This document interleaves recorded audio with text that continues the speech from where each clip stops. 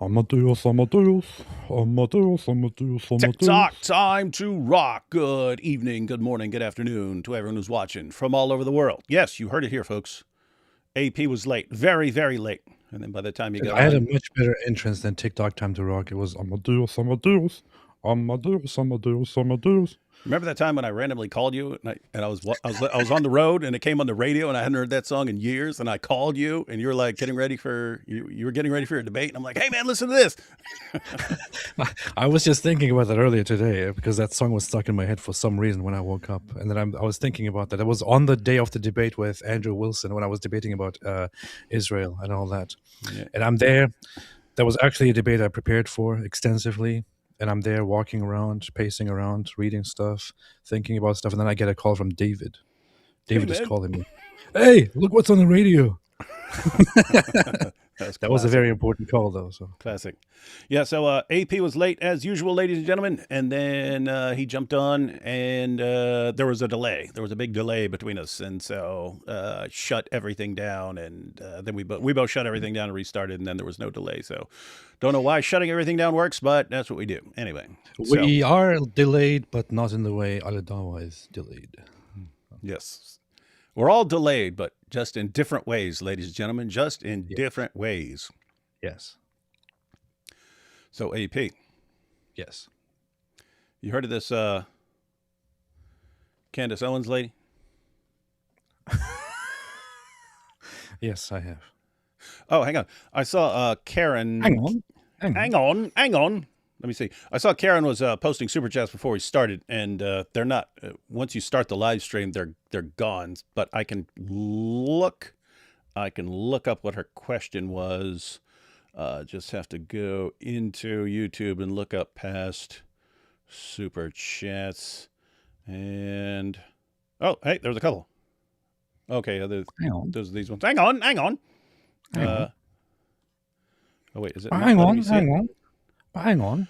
My question is, I have a lot of moderate Muslim friends, and they tell me that those verses have been taken out of context, and Islam is quite peaceful. So why do people blame all Muslims and the religion of Islam when Judaism and Christianity also have violent aspects, and nobody ever goes around saying that Christianity and Islam are at fault?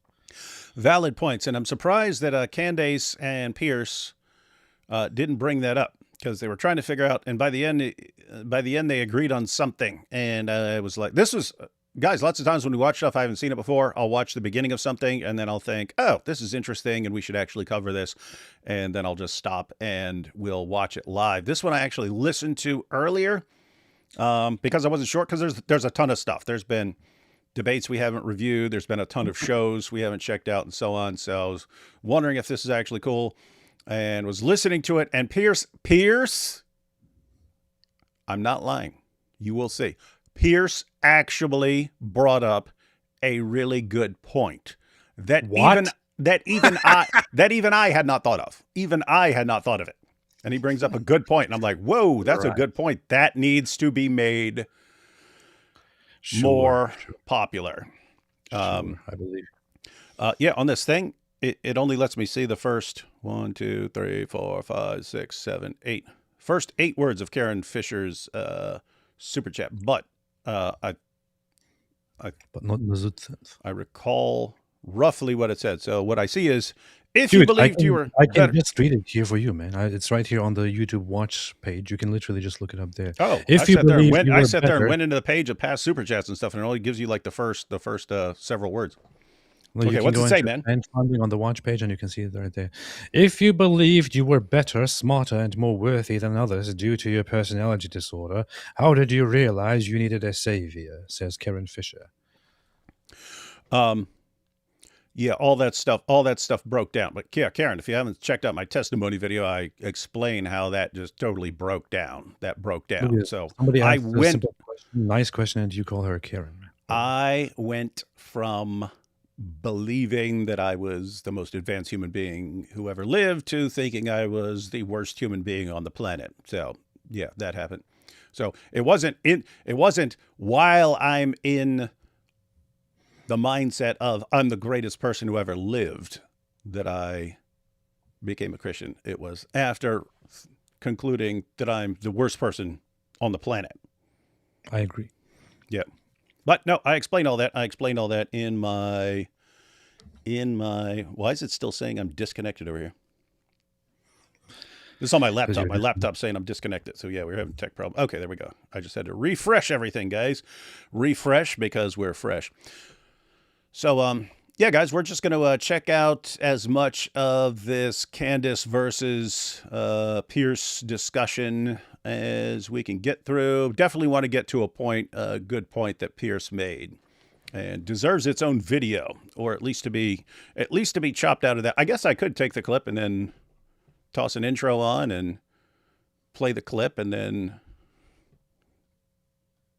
make the point. That works. All right. All right, we'll take these first couple of super chats and we'll jump right into the epic debate between Candace and hang on. But not in the way the Al-Zut jumped into Muhammad. Yeah, that's why I wanted to hit these super chats, not in the way the Al-Zut hit Muhammad, but there's a good joke in here. Hang on. Let's see. You should turn yourself in for being late to every live stream and for saying the lamest dad joke to Sneeko. That's a good point.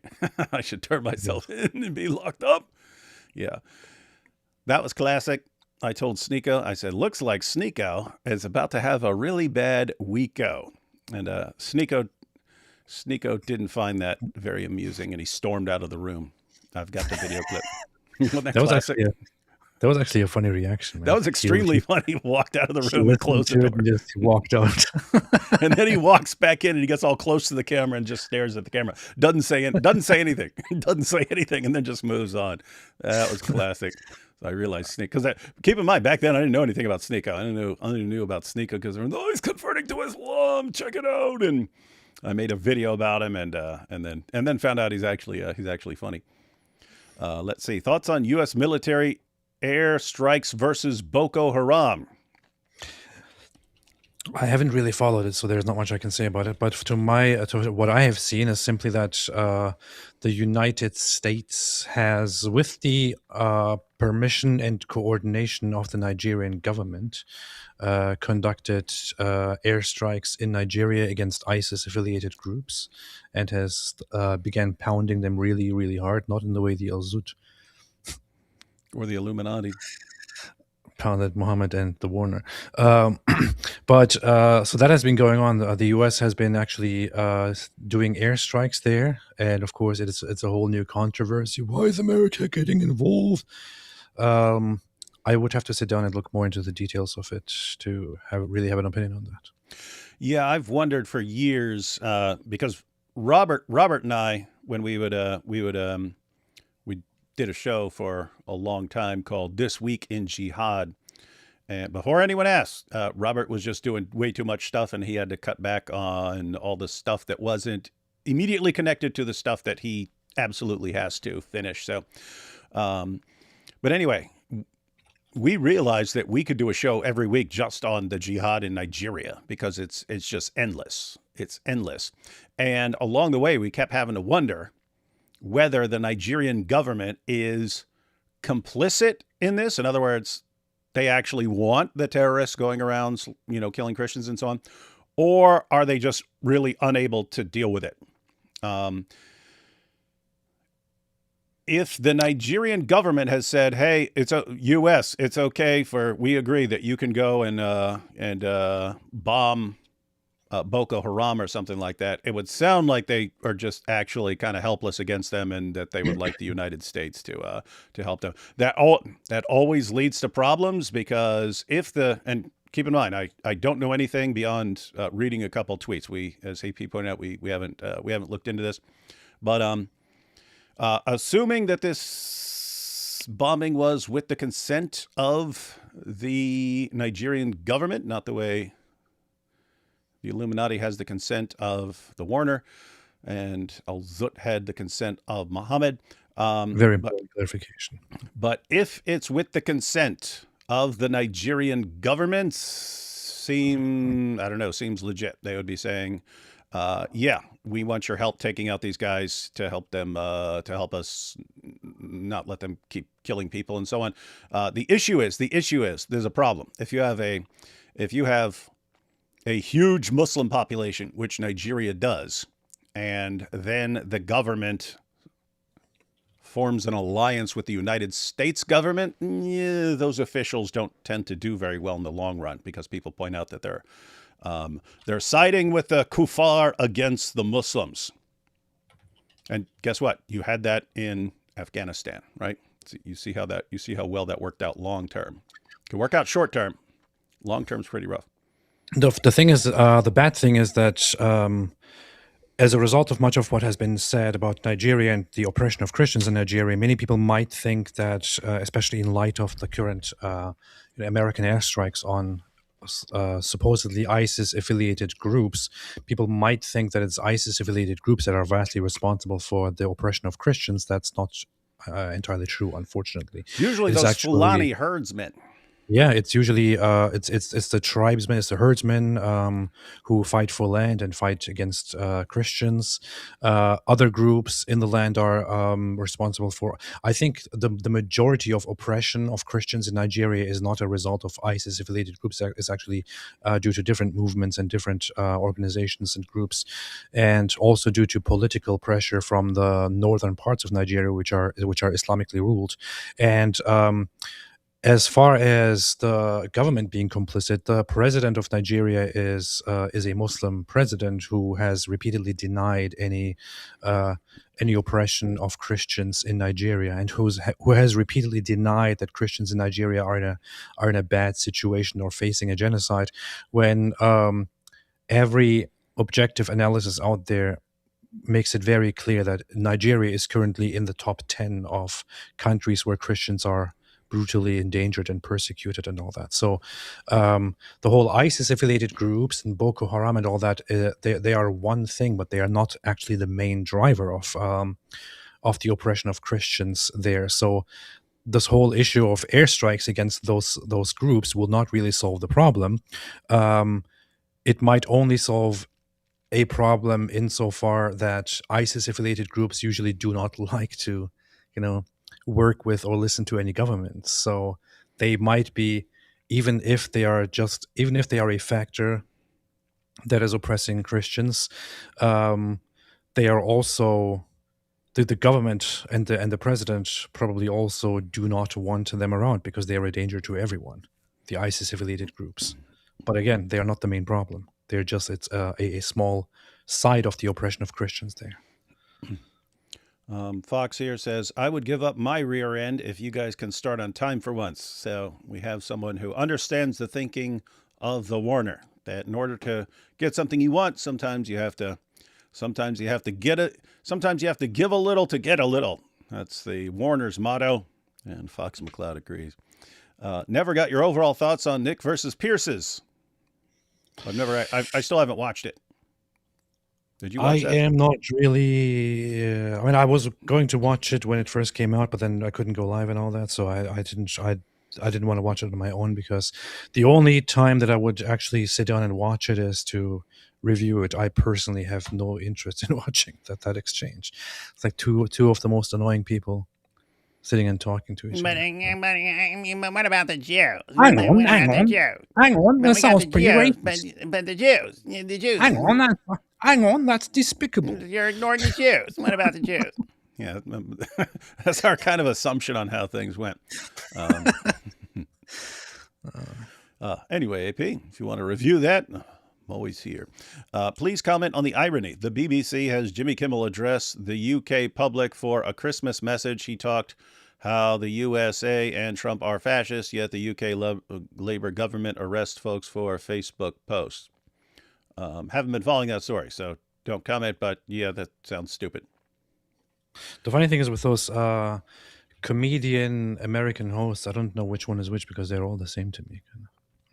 That is true. Did Israel make you late? No shekels for me. Don't need it. We got the shekels right here. Boom, in your face. In your face. Tell us. We got stacks of shekels. We got endless trunks of shekels. Face, we got endless trunks of shekels. Wait, this is Polish money. Oh, and Polish money.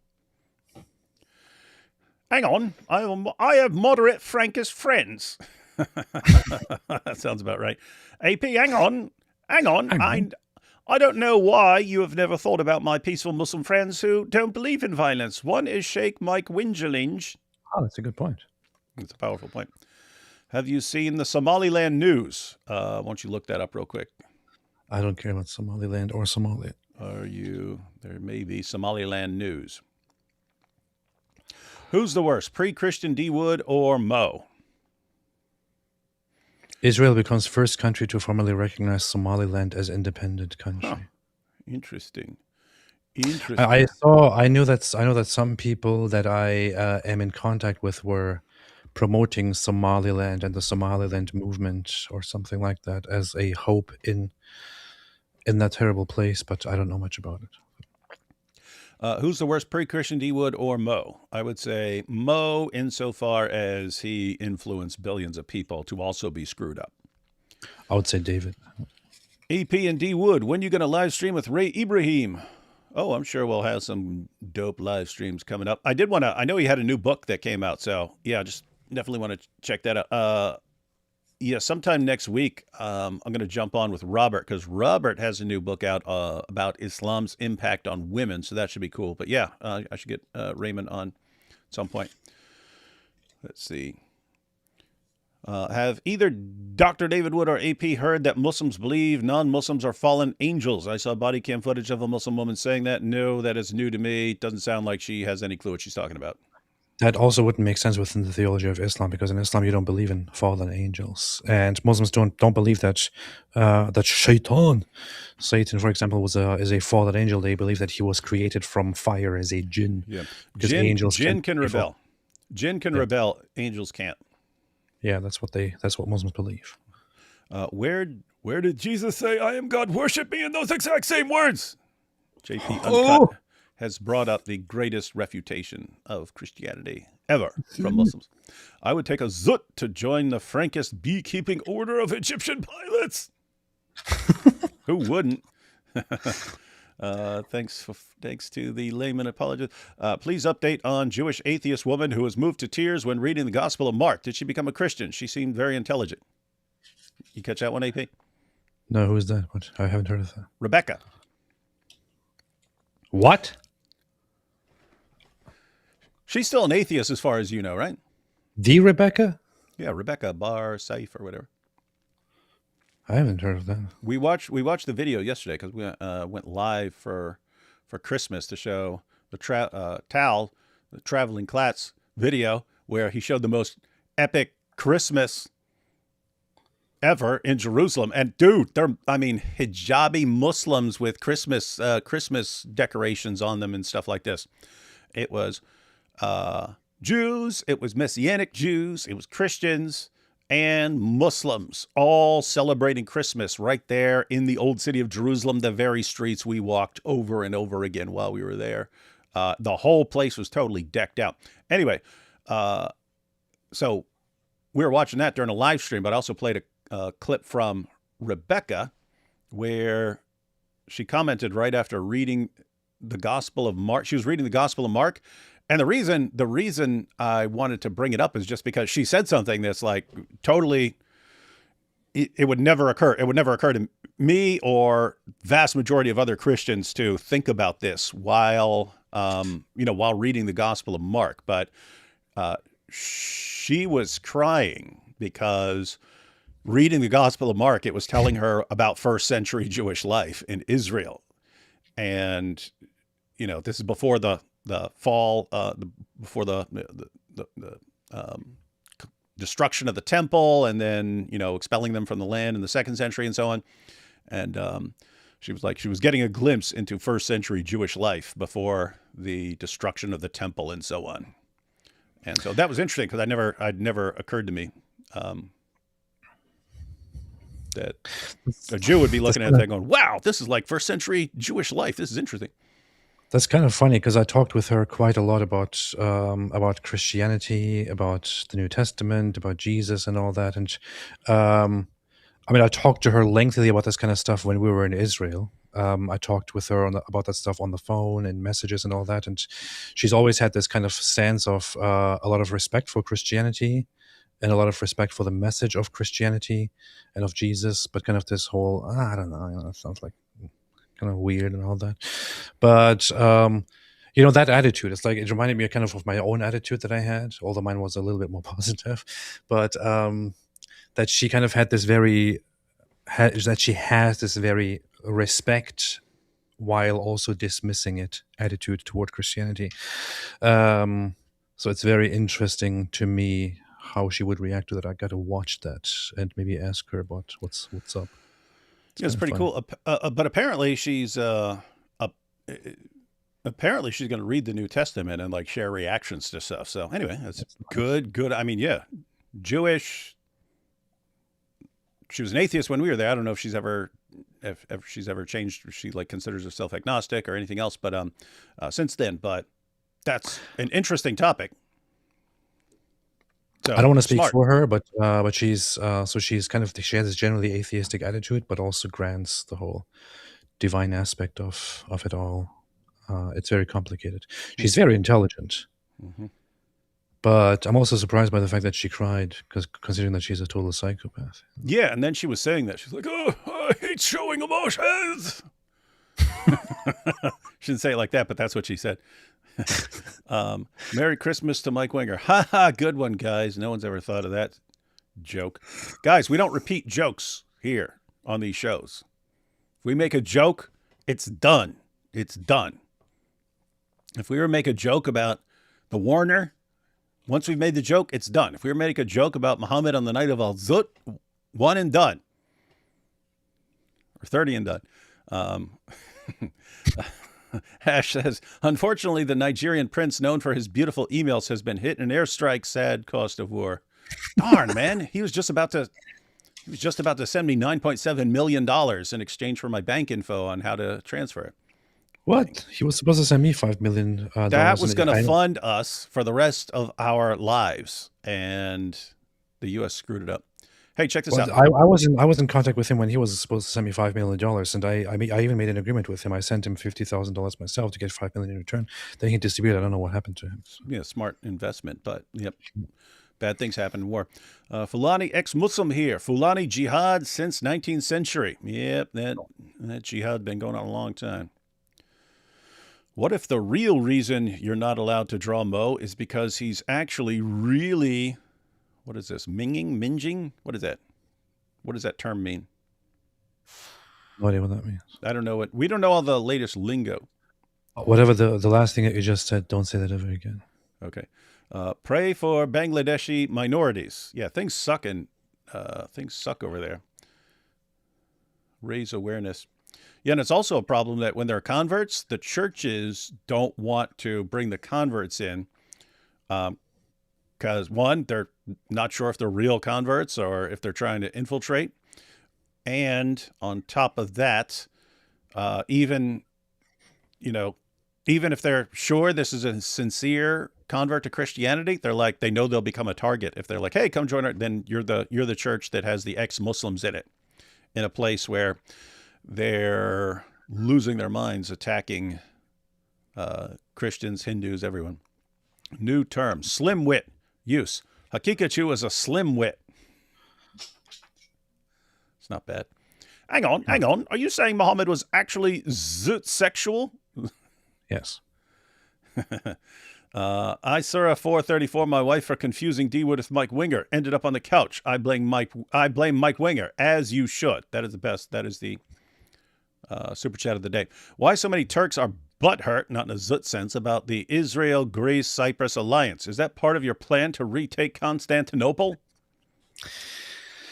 Because Turks feel very, very strongly about Greece, and they feel very strongly about Cyprus because in their mind they're supposed to be controlling all of that little island, along with the rest of the world, of course. And they don't like Israel, so those three getting together.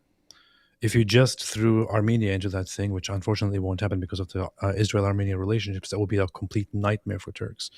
But that's how Turks feel about this. Can we agree that the entire world needs to unite against Turks? Yes. All Turks everywhere. You heard it here, folks. As Rebecca cried thinking about Jewish life in 1st century, so the Muslim man cries thinking of 7th century Arabia and the freedom to grape and pillage. Yep, and to enslave tons of people and so on. I'm asking you guys, the rest of the church in the chat, to pray for me. Things have been a spiritual struggle lately. So, guys, this is Sarah, apostate of Allah. You know the channel. It means ugly. Sorry for my Australianness. Okay. Oh, so, yeah, we still don't know how to pronounce it. Minging or minging. But apparently that means ugly. Interesting. Nobody speaks Australian here, and nobody has any obligation to speak Australian. Yeah, the only Australian word I know is Foster's. That's Australian for beer. It is a giant prison population, so what? I know. Yeah, and they develop their own language, but it's all like prison lingo, which you'd think I'd know, but it's on the other side of the planet, so they have their own prison lingo there. And the funny thing is, it is basically Mars. I'm not even sure why Elon Musk is trying to go to Mars, because you already have Mars down there, and it's a Mars populated by a prison population speaking an unintelligible language. What is this? Yep. Yeah. So, guys, if you're ever in Australia and you want a beer, don't walk in and say, "I would like a beer." They don't know what you're talking about. You walk in and say, "I'll take a Foster's," and then they'll give you a beer. Nice. All right, everyone. And then you get killed by some weird wild animals. Yeah, I know. They do have a lot of weird animals down there. From the Horn to the Chad, one state solution for East Africa. Nice. That's pretty good, pretty base. All right, let's go ahead and check out Piers versus Candace Owens. Two of the great, most brilliant minds of our time. Let's check it out. Do it. No matter what your opinion is about Candace Owens, and very few people don't seem to have one, she has a definite knack for commanding attention. Many people have been openly enraged by her theorizing on the assassination of Charlie Kirk. Many have been captivated nightly by what they see as either a thrilling real-time investigation into a colossal cover-up or a cynical strategy to exploit the most emotive and consequential news story of the year. Several of the Candace Owens claims are focused on Turning Point USA, the organization funded by Charlie Kirk and now run by his widow, Erica, who last week issued this firm request. She has been one of the main peddlers of these conspiracies, and she is making a huge amount of money on it. She is building her business off of these lies. What do you want to say to her and the other people that are putting these lies out into the world right now? Stop. That's it. I don't think, if I recall, I was listening to it earlier, so I listened to the entire thing. I don't think Piers brings this up, if I recall. I don't recall hearing him say it. But AP, back when Candace was starting all this stuff, didn't she say that there were two people who could tell her to stop and she would stop? Yes. Who were those two people? Was it the Pope? No. Was it Nick Fuentes? Nope. Who were the two people, if you recall? Her husband and Erica Kirk. So interesting. Not her priest, not the Pope, no one. But anyway, yes, she said the only two people who could tell her to stop were Erica Kirk and her husband. And here, I think Erica was drawing on that. She said, stop. And Candace has made it clear she is not going to stop. So I'm guessing even if her husband told her to stop, that she would not. I disagree. If he insisted and he said no means no, she would not stop. I disagree on that. I think if her husband told her, hey, go out there and say, I'm a clown and I love it, she would literally go out immediately and say, hey, I'm a clown and I love it. Okay? And nobody can tell me anything about it because being a clown is totally cool. Okay? Okay? And Israel is trying to tell me not to be a clown. But I know that being a clown is the right thing. I think her husband totally has the influence on her and totally pulls the strings. I think that much of the stupidity that she spews, including the whole defense of Andrew Tate, also comes from her husband. But she definitely has no respect for Erica Kirk. She initially tried to make it look like, oh yeah, I totally respect Erica Kirk. Yeah, it's very clear to me that Israel killed Charlie Kirk, and I'm not saying that Israel did kill Charlie Kirk, but we all know that Israel killed Charlie Kirk. And if you ask me if Israel did kill Charlie Kirk, and if I ever claimed that Israel killed Charlie Kirk, I would of course say that I would have never made that claim, because I would never claim that Israel did kill Charlie Kirk. But we know for a fact, although we don't know, but we don't know, but we know that Israel did in fact kill Charlie Kirk. And the only person who can stop me from saying that is, of course, because everybody else respects her, Erica Kirk, until Erica Kirk actually tells me to stop, because then I will just say that she's an evil person who also has her dirty fingers in this. That's basically what she did. Yeah, I think if Candace's husband said, "Hey, that's your husband. I command you to stop," there would be like a live stream the next day saying that her husband is connected to all of this.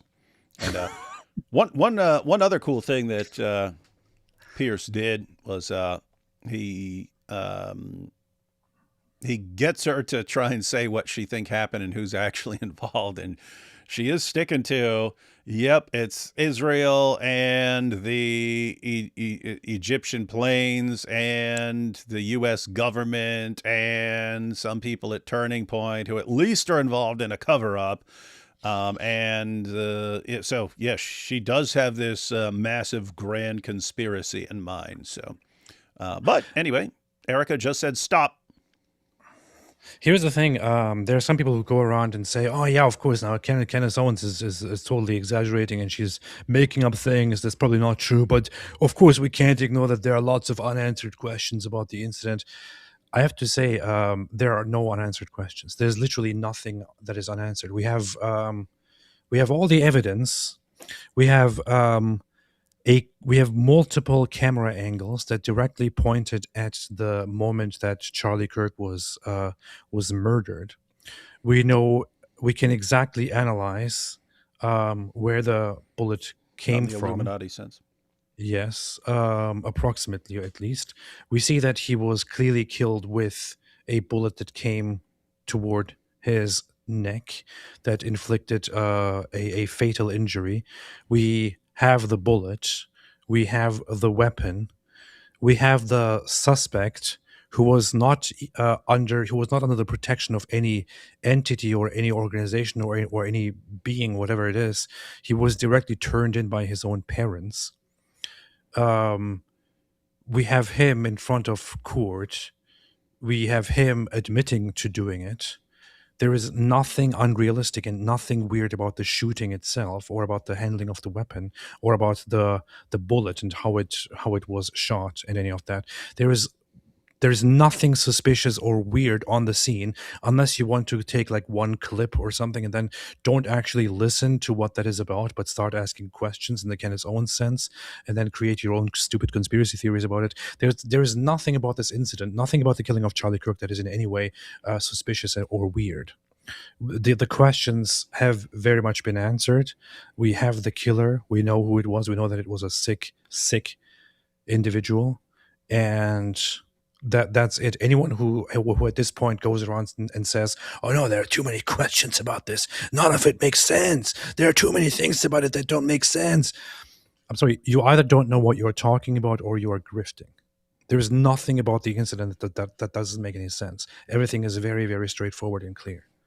And those who do spend their time trying to turn this into a giant conspiracy theory are actually doing nothing except grifting, helping the grifters, or helping the murderer and similar perpetrators who also want to commit attacks like this. Because when somebody does something evil like this, and people then go around starting these wild conspiracy theories about it, what you basically are doing with that is you are encouraging others to also engage in something like this and to create a new mystery, or even to get away with it.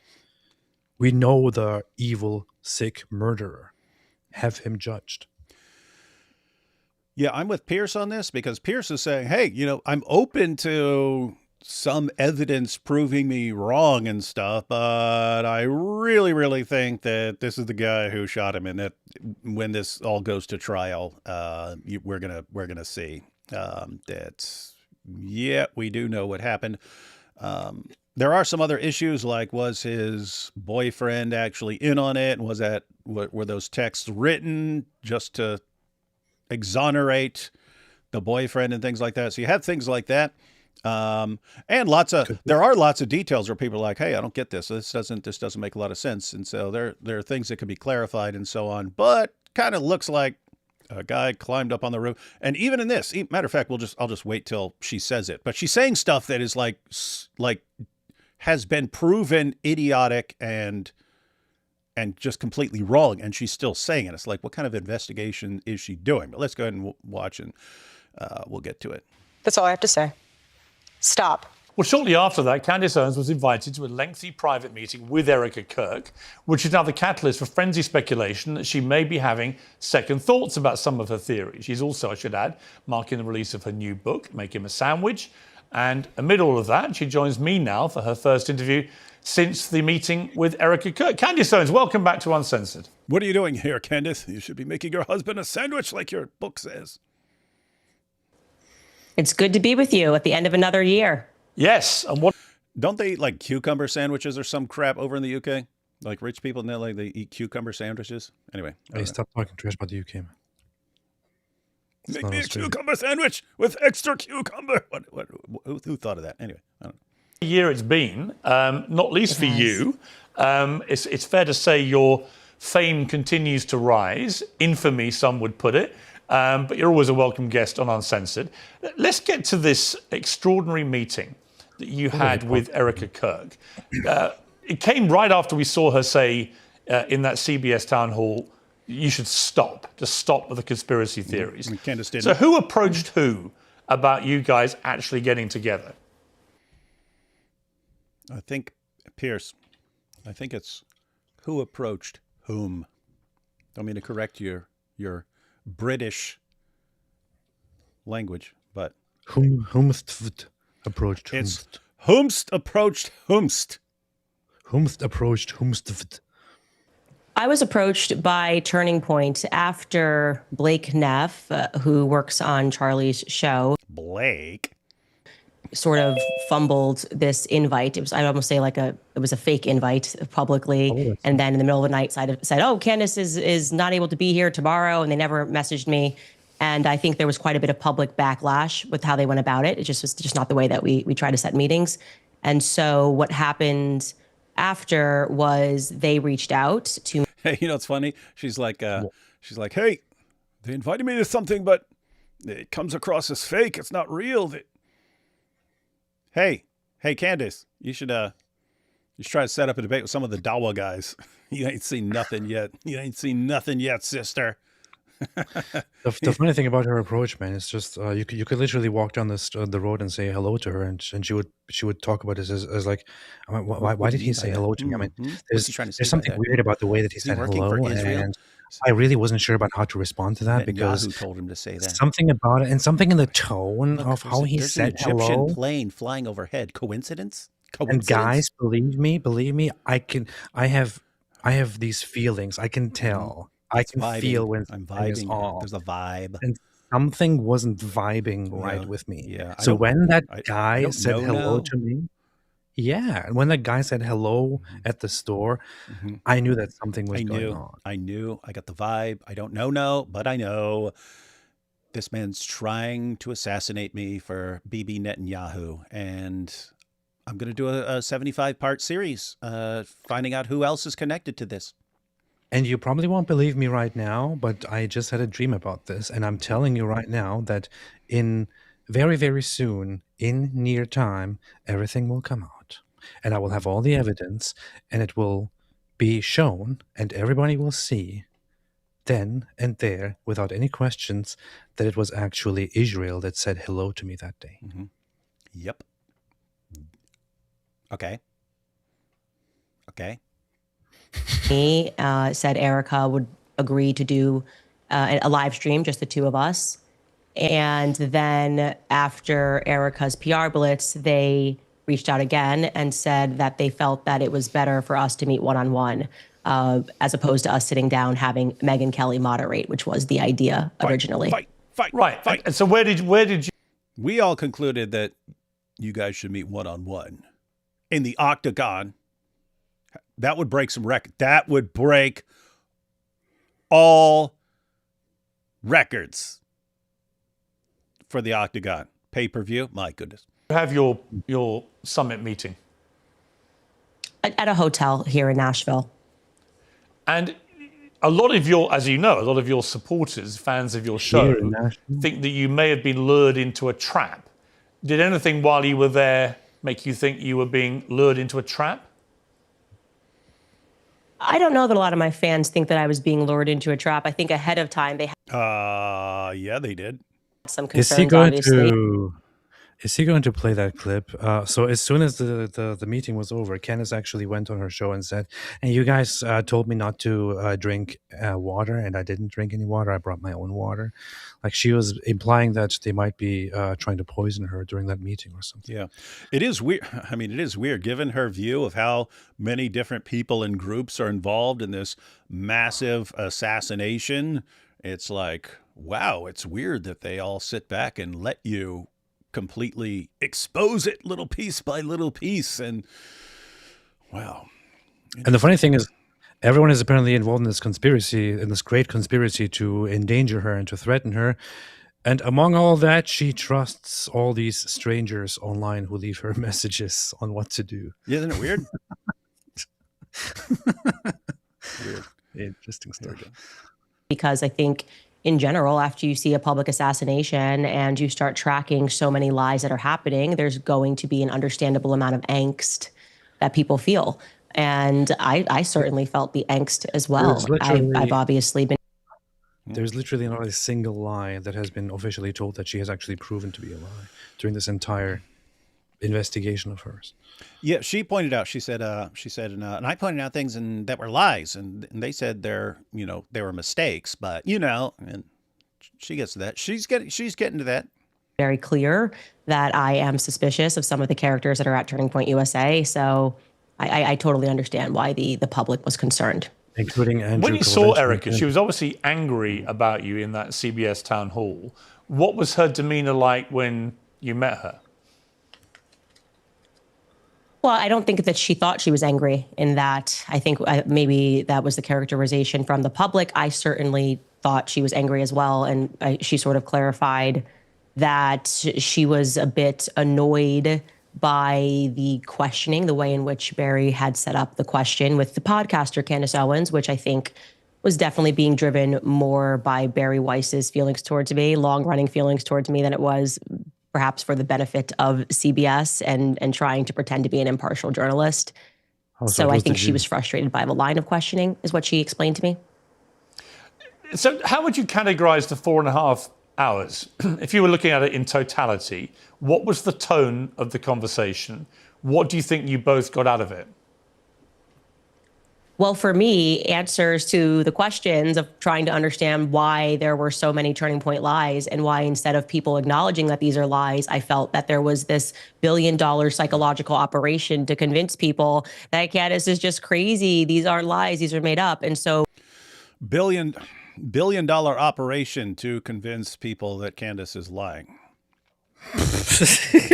Billion-dollar operation to convince people that Candace is lying. Yep, they put $1 billion into it. Just like how much did they put into? Weren't they?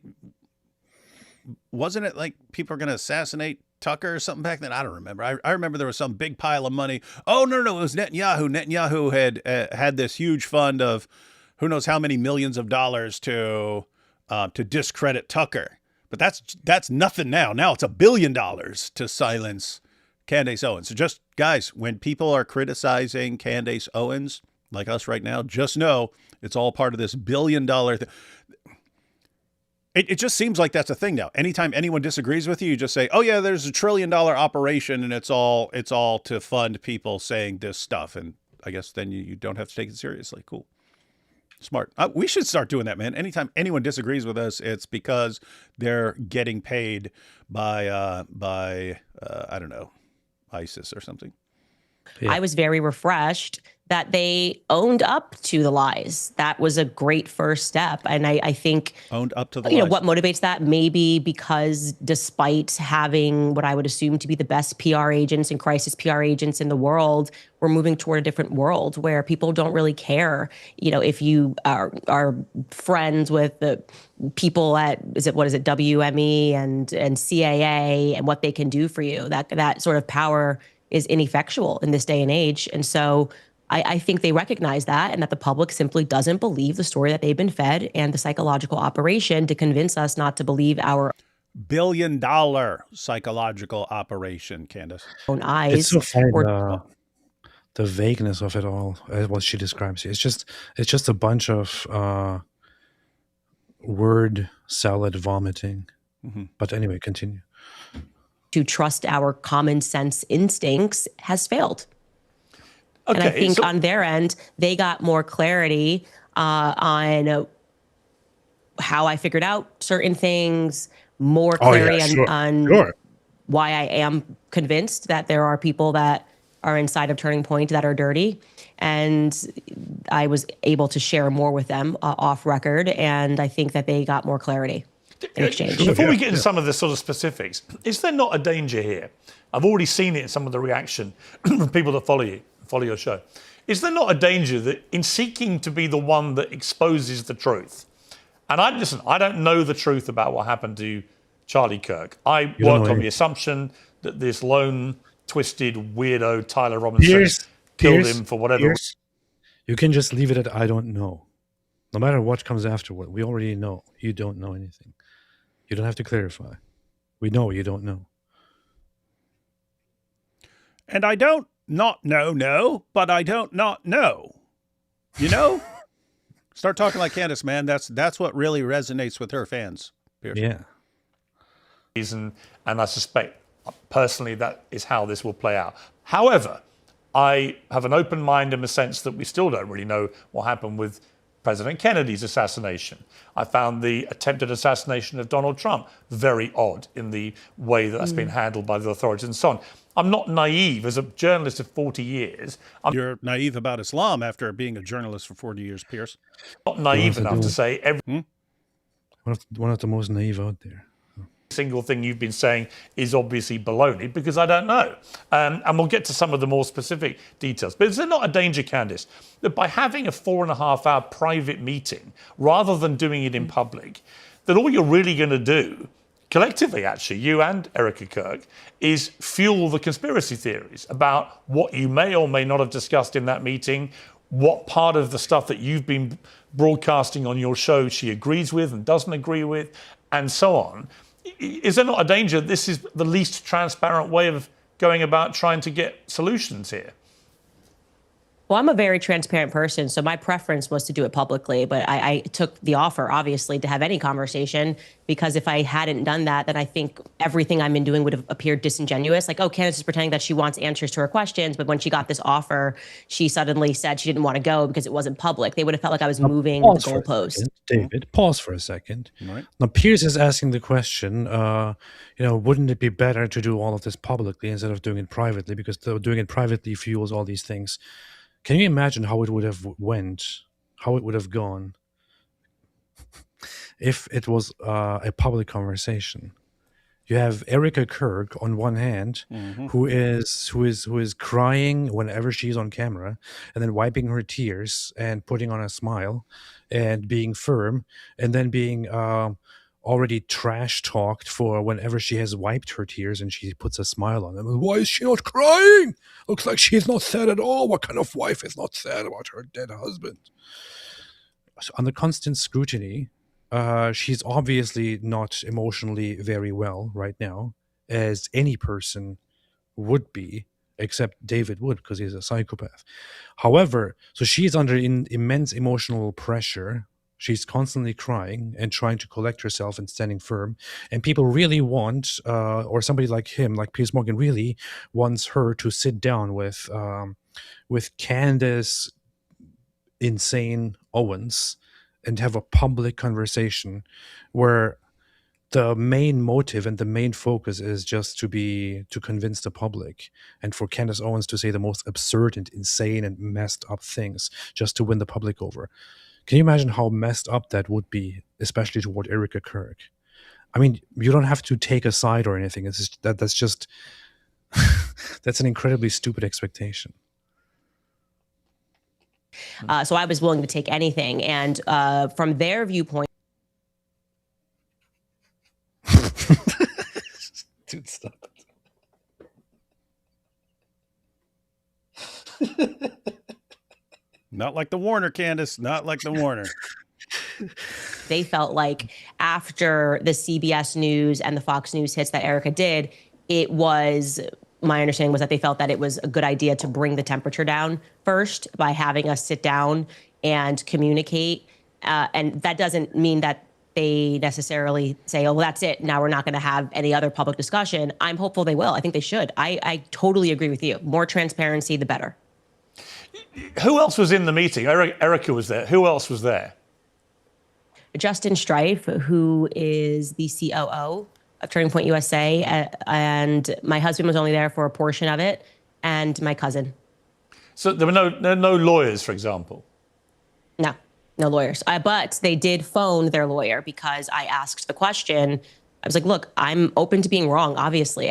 If there is something, which I think the media was kind of hinting at, that they had more, but they couldn't share it with the public, I said, I'm happy to keep my mouth shut, and I want to feel good walking out of here that there is something there. There is some sort of a smoking gun, and I will tell viewers just to be patient. And so they did call one of the lawyers working on this case, and it was not convincing at all. He said, in effect, all we have is what the public has seen, and we won't know more because we're investigating and looking for more. And so that just made me go, why is everybody being so over the top and ridiculous and using words like the evidence is overwhelming? It was Tyler Robinson, when they don't have anything that's overwhelming. It literally is overwhelming. It literally, actually, by any standard, is overwhelming. All right, and you can say that you can ask.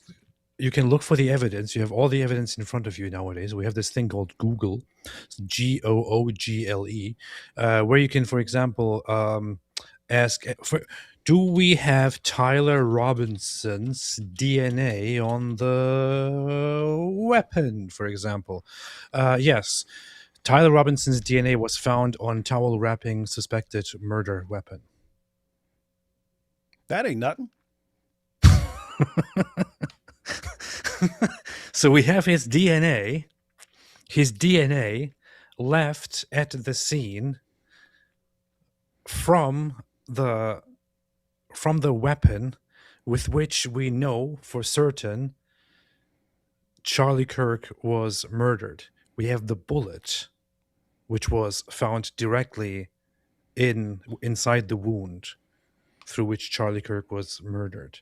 We have his admission. We have secondary evidence and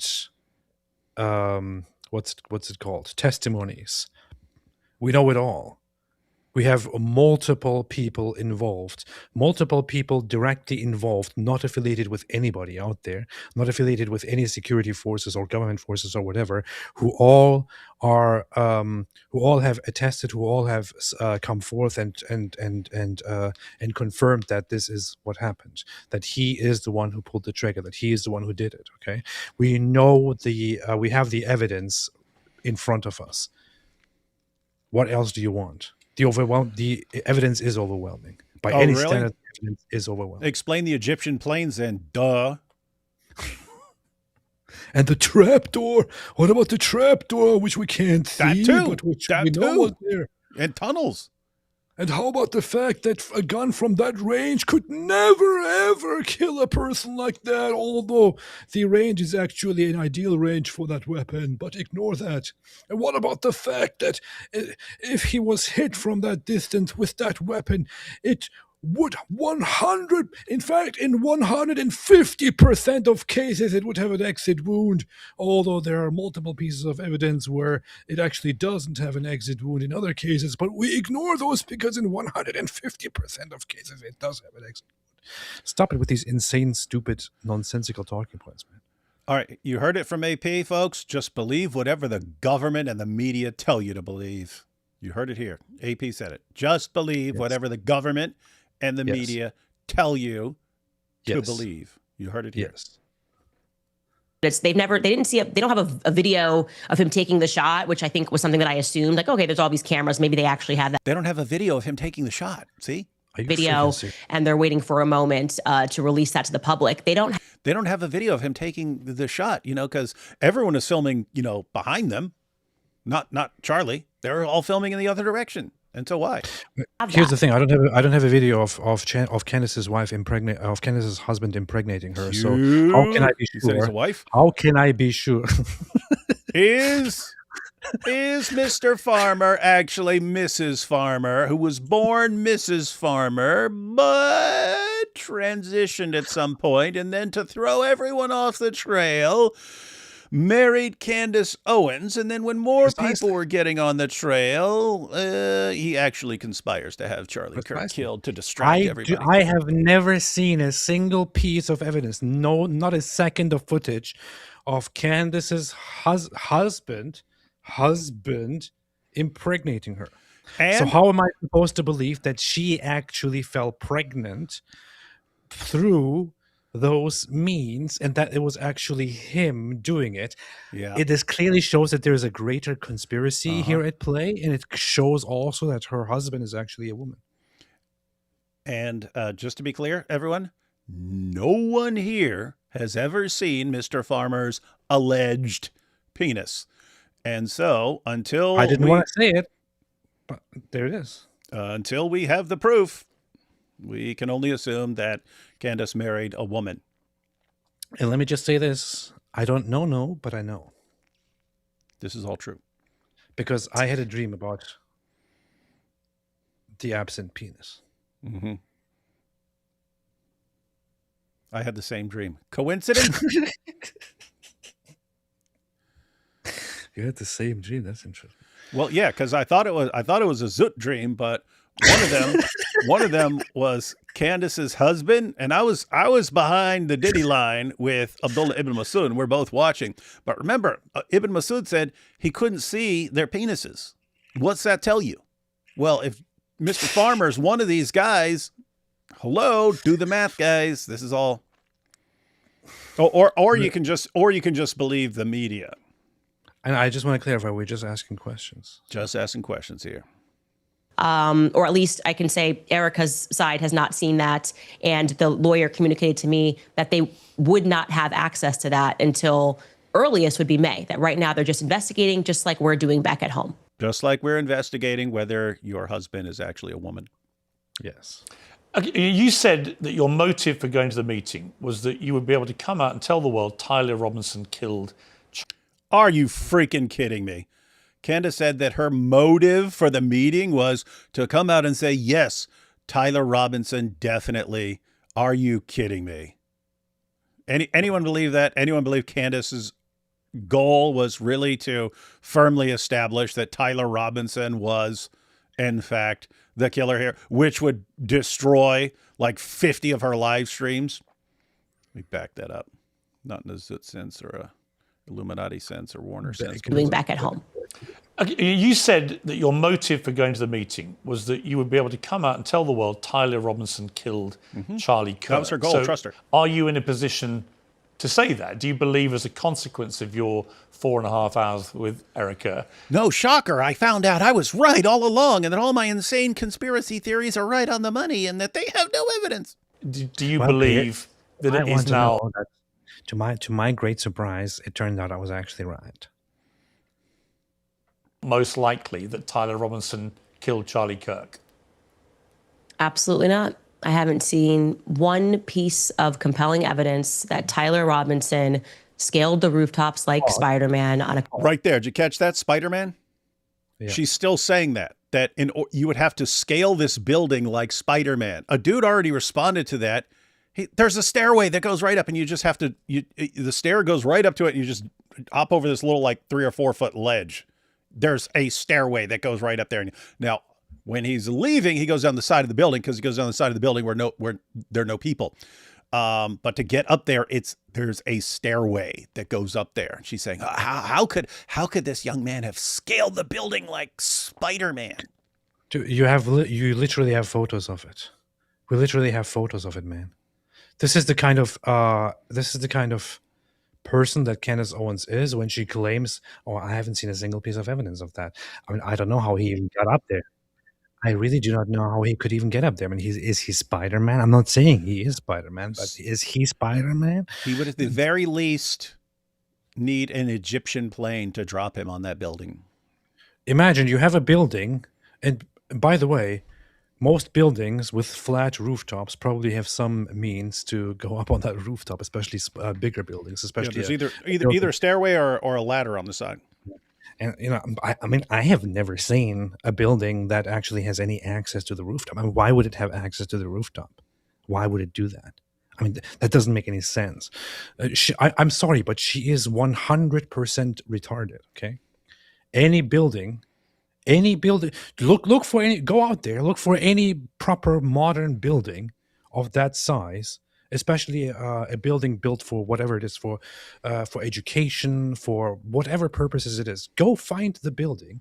You will see either inside, through the inside or the outside, there is some way to access the rooftop.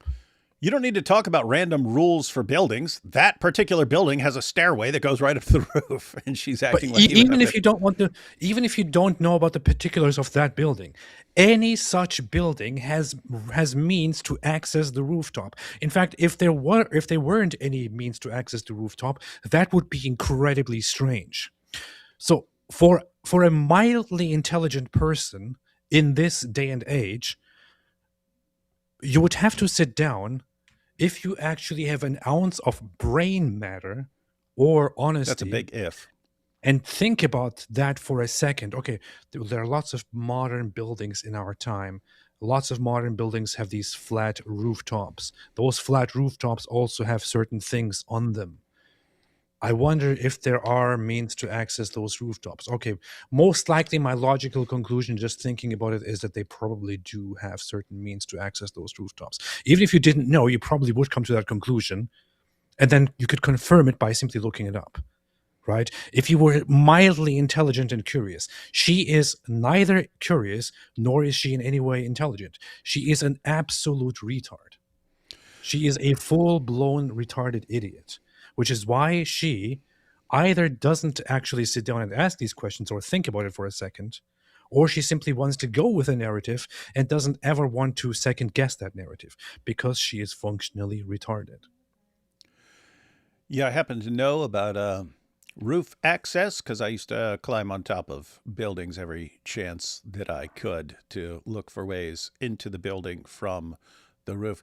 You know what you find on those rooftops, AP? Anyone know what you find on those rooftops? What? Over and over again, I would find the same thing that I saw that was very interesting on every one of those flat rooftops. Bird bones. Lots of bird bones scattered around. Now, is that a coincidence? Or are birds in on this conspiracy? The Jews did it. Jewish Jews birds. put the birds up there. Jew birds. How can you not really see that Israel has something to do with those birds? College campus that he didn't go to, and fired one shot, a magic bullet shot. What? You can't get there 3 seconds, man. Did you just hear that retarded other thought that she actually has in her mind? You call that a thought? That Tyler Robinson didn't go to that college. Why would he go up there to shoot Charlie Kirk when he didn't even go to that college? This is literally a legitimate thought in her head. Yeah, so these are these things that are not making sense to her. Why would a man who wants to assassinate Charlie Kirk go to a building at a college he doesn't go to where Charlie is speaking and go to a building where he could get a shot off at Charlie? It doesn't make sense. It doesn't make sense. Look, I have taken it upon myself not to. I've kind of made the decision not to be insulting toward people and all that, but I just have to break that rule here. I have to genuinely say and genuinely argue, it's not only about her.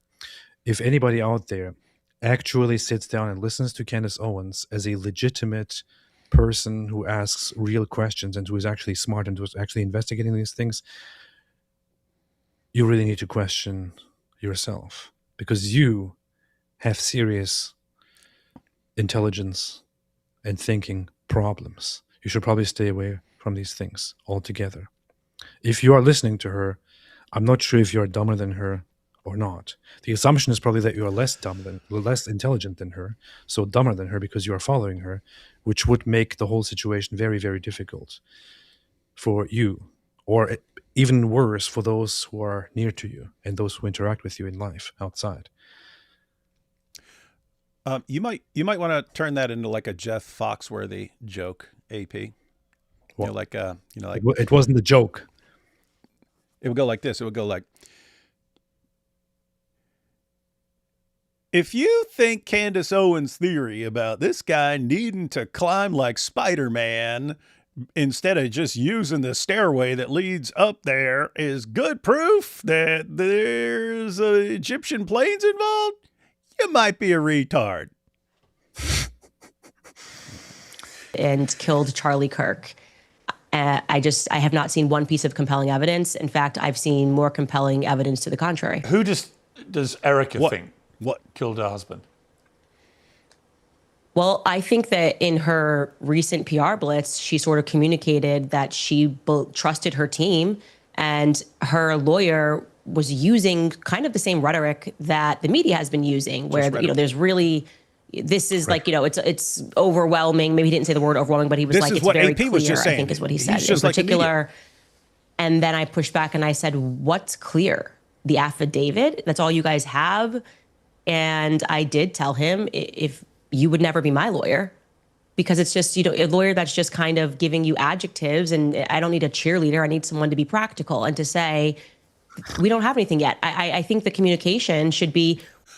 She wants a lawyer to say, we don't have anything yet. That's what she wants. She would want a lawyer to say, okay, you got the guy, you got his DNA, he's up in the building, jumps out the side, we got video of him all over the place, and we got the weapon, we got a confession by him. His own parents turn him in after realizing it was their son. When the feds go in there, then they got the confession because he's been texting. What you're supposed to say in response to that. Keep in mind, it's not just, hey, it's not enough. It's, we have nothing. None of that is anything. But if there's some Egyptian planes and they were landing by, oh, now we got the case cracker, guys. We got the case cracker. We are hopeful that throughout this investigation, we are going to uncover more evidence that links Tyler Robinson to this crime. I do feel confident that he was involved in some capacity on that day. As I have said many times on my show, I was the one who broke the story that he was at the Dairy Queen throwing out clothes, a local Dairy Queen, throwing out clothes in a nearby cemetery. And so I do think he was involved, and multiple people were involved that day. And I think he. Now, why would a guy who just assassinated someone want to change clothes and throw out clothes? Oh, I guess he has some role, just, Jews Probably obviously have a way bigger role. Because Israel was telling him to throw clothes away in the Israel foreign said, go throw those clothes away, or you will not get your shekels, boy. And then Netanyahu called him and said, hey, your role today during this assassination process is to simply go there and then later on appear somewhere else and throw a bunch of random clothes away.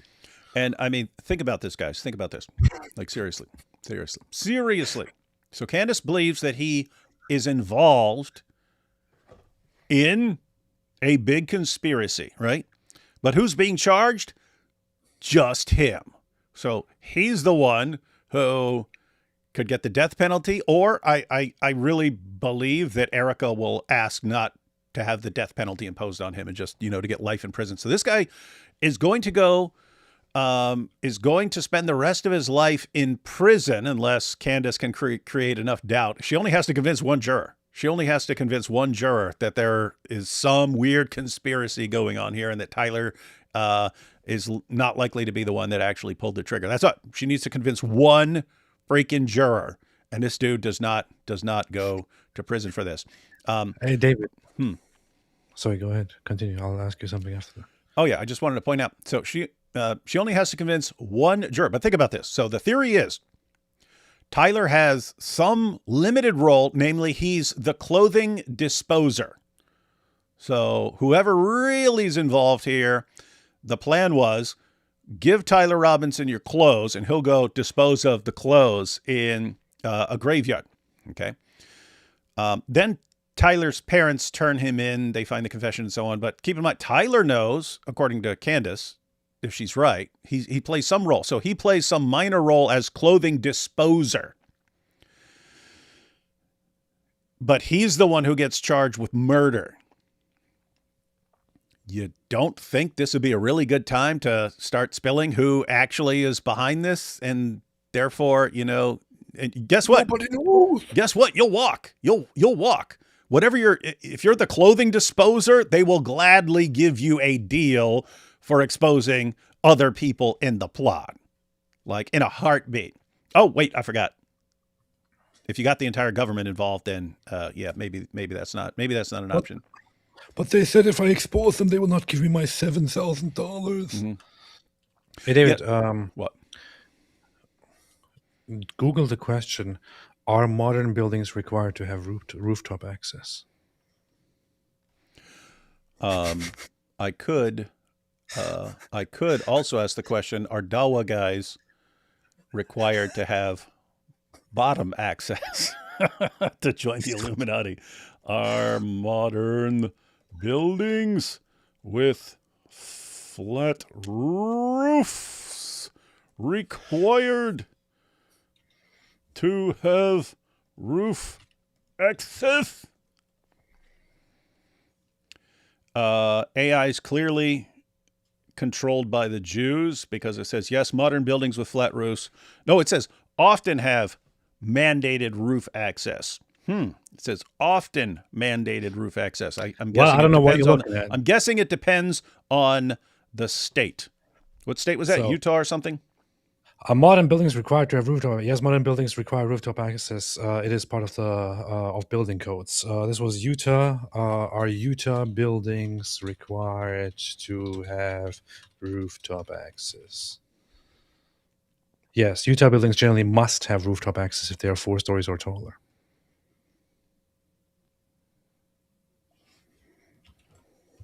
You're literally quoting the Jews, man. What kind of proof is that to someone of Candace's intellectual prowess? Anyway, watch her. So this is the quality of journalism that Candace Owens engages in, top notch. Where she is like, am I supposed to believe that this guy Tyler Robinson just climbed like Spider-Man on a rooftop and then took a weapon, despite not even going to that college, and then killed Charlie Kirk? She thinks you have to be Spider-Man to get on top of a building in Utah. Oh, hang on.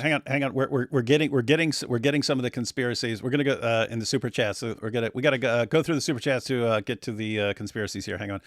Yes, we Australians do have weird animals. Most of them reside in Lakemba, Bankstown, and Auburn masjids. Oh, I thought you were going to say, something cool about some of your weird animals, but you turned it into something about Muslims. Shame on you.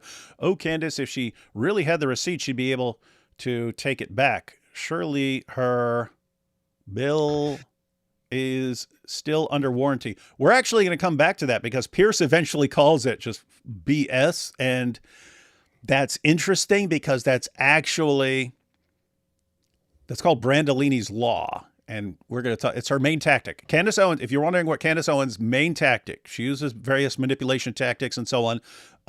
It's actually cult level tactics, like cult formation tactics. But the main thing she uses is called Brandolini's Law. And it's related to what you just said there and what Piers is going to say. Zoot story, where can I find it? Watch my 2 videos that I did on the Al Zoot. Powerful stuff. Thank you for not letting me hear her voice for longer than 20 seconds at a time. Yeah, you can thank AP for that. I'm trying to just let Candace talk forever and ever and ever. Hey, guys, you know what I'm going to do at the beginning of the year? I've only watched one of her. It was either the first or the second one that she did after Charlie was assassinated. I only watched one.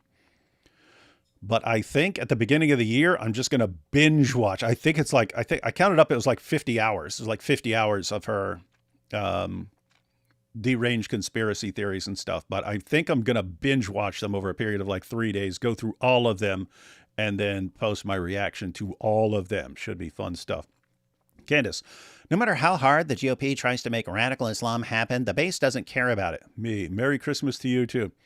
Yeah, this is the woman that couldn't find any evidence of Andrew Tate. She couldn't find any evidence of Andrew Tate being involved in sex trafficking and so on, despite, you're hearing this, AP? There's a woman who couldn't find any evidence against Andrew Tate, but she finds evidence of the Egyptian planes. It's interesting.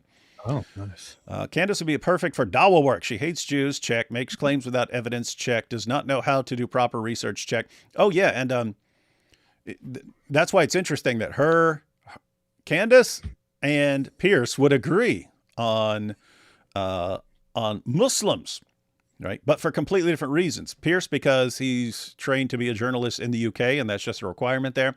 And Candace because the more you, hey, dude, we should come up with some law. We should come up with some law about conversion on something like, the more you hate Jews, the more friendly over time you're going to be towards Islam, and the better you'll think it is. Because we see that over and over again. That's true. We can all agree that Europe is historically Christian. You can blaspheme Christ and face no repercussions, but if you question the Holocaust, you face prison time. Holocaustology is the new religion. Hey, we got a Candace fan here. We got a Candace fan. Let's see. Nigerian here. Candace is a grifter. Many thanks to Donald Trump for alzuring the Islamic terrorists. God bless all apostates and Merry Christmas, guys. I would accuse this person of being a racist for cheering on the annihilation of Islamic terrorists, but he's Nigerian, so can't call him a racist, guys. So just so anyone knows, anyone in the United States or Great Britain, if you said, yes, Islamic terrorists who are slaughtering people in the name of Allah should be wiped out, you get called a racist. And it's just, I think that Candace Owens also likes Muslims because Muslims hate Jews, hate Jews, and she thinks that's cool. So she probably likes Jews, likes Muslims because of that. Notice David and AP are leaning into politics. Where have you? These kind of comments actually. Why are you starting to talk about politics? Me and Nabil's channel originally started taking it because we were talking about Dearborn, stuff that was going on in Dearborn. That was all political, guys. Why? Because Islam is a political ideology. We didn't just start this, guys. We always talk about politics, and we'll talk about whatever we want. So quit whining. How much are they paying you to slander Candace? We keep showing you the shekels. We're not even hiding it, guys. We're not even hiding it. And to be fair, Polish rubles or whatever they use. Attacking Candace only makes you $3,500 by Israel. They don't care about it that much. Yeah, that's why I'm questioning this $1 billion campaign. Yeah. You know how I know that the Jays do not control the world? Because Warner would have gave up his rear end to get platinum membership. That's true. He would have done it. He'd have been like, what? The Jews control the world, and now we'll give you my butt. I'll give you access to my butt. I keep forgetting that there are people here who are watching this who may not have seen the other live streams. Yeah, I'll say this one time, guys, for background, not in the Warner sense, but the Warner recently got exposed by one of his buddies, one of his fellow Muslims, for saying that he would take it up the butt if it would get him membership in the Illuminati, and so that was pretty wild. I authored a book of Nazarene archaeology and want to share it free with all. I found inscriptions dated to 42 AD declaring Jesus is risen and Son of God. We gotta see some confirmation of that stuff. What mental condition does Dr. Wood think Candace has from what he's seen so far? I personally say she's a crazy chick, but what's the technical term? I think she's high functioning, kind of low level schizophrenic. And I'm saying that because we actually went through it where she would say, and I know this, and we looked at what it was based on, and it wasn't there at all. She actually explained it. Here's how I know this guy is lying, because of this tweet from Charlie that said this, and there's like zero connection, but she sees it. And so that sort of thing that you think you're seeing things that no one else around you sees and so on, that sounds schizophrenic to me. But, you know, she's got a huge platform and so on. So you think that she's able to keep it under control if she has to. But once she goes out on her own, she no longer, the more famous she gets, the less she needs to keep the crazy under control. She can let it out more and more. So I think she's some sort of like mild schizophrenic. Have you seen JP Sears' video proving Candace is a man? No, but I would love to check that out. JP does some funny stuff. I will check that out. Candace, evidence is fake and gay. Therefore, there is no evidence. that is her overall reasoning there. So is Candace a man or a lesbian? I'm just asking questions. Lesbian. I mean, she married a woman. She's a lesbian. But she was also in love with Charlie, clearly. That actually comes up here. So Candace walked into that meeting with an open mind to anything that would implicate the Jews. Yes, that is correct. That was her open mind. You guys are Mossad agents paid by Spider-Man, but I don't have any evidence, okay? Just asking questions. Leave her alone. She's a young mother. I mean, you could just ask me that now. I will just tell you it's true. So. That is true. Everyone knows only J-O-O with fiddles climb roof. Oh, yeah. That is true. Yeah. Fiddler on the roof. How Good did point. Fiddler on the roof get there? How did he get there? All right. So here we have the Candace fan showing up. One of two. So he walked through a college with a gun without raising any alarm. We literally have footage of him walking with like this weird limp with one leg is straight the entire time. So normal step, then straight leg step. Why? Because he clearly had the rifle down his pants leg. He's just walking around with a rifle. Didn't use the stairs he came from to get down. Right, because, he went over the side of the building where no one was so that he could take off. While everyone's over there freaking out over the shooting, he's on the, oh my goodness, he went down on the opposite side of the building where there were no people. Oh my goodness, you see, why would he do that? Disassembled the gun. He didn't need to disassemble the gun right there. He didn't. And reassembled it faster than any trained Marine, all while not wanting to get caught, but left his grandpa rifle they could probably trace back to him. No, all this stuff about needing to disassemble and reassemble, that's not required for any of this. It's just not. I had one of these dummies recently leave one of these comments on Twitter. So they're like, look, Grok will tell you easily. So I was like, okay, let's ask Grok to fact check all these things. And Grok then fact checks it and is like, you don't need to. It doesn't take very long to assemble this gun. It also wasn't disassembled and so on. So it's quite funny. Yeah, this right here, it either means Rhode Island's new book is super dope or Raymond Ibrahim's new book is super dope. Reading it to my boys. We're going to assume it's Raymond Ibrahim and not Rhode Island. Behold the descent of the Zut and their mighty thrust. If Candace and Tuck deceive, the Zut shall come upon them from behind. Then they shall enter the ranks of the exalted. Surah al-Zut. This is all. Why are you bringing Candace and Tucker together with... Oh, because they love Islam now. Okay, all right. Hold on. No. Hey, what is this? Hold on. It's not hold on. It's hang on. It's not even hang on. It's hang on. Hang on. David, I'll say this one time, guys. Press F for doubt. You know what that means? Nice. That's from a meme. Oh. Hearing the Warner wanting to take one for the team only strengthens my iman. Yeah, that's the reaction of his 7 fans.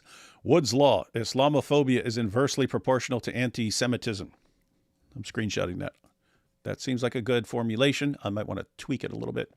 And here we have, there are many more things that don't make sense about Charlie Kirk, but I'm not going to spend any more money on Super Chat, so you'll actually read. Well, how are you going to convince us if you don't keep sending these Super Chats? Candace fan? Can you educate your audience on the gates of Toledo? Supposedly Muslims tolerated Jews because they were strictly monotheistic. Google for your audience.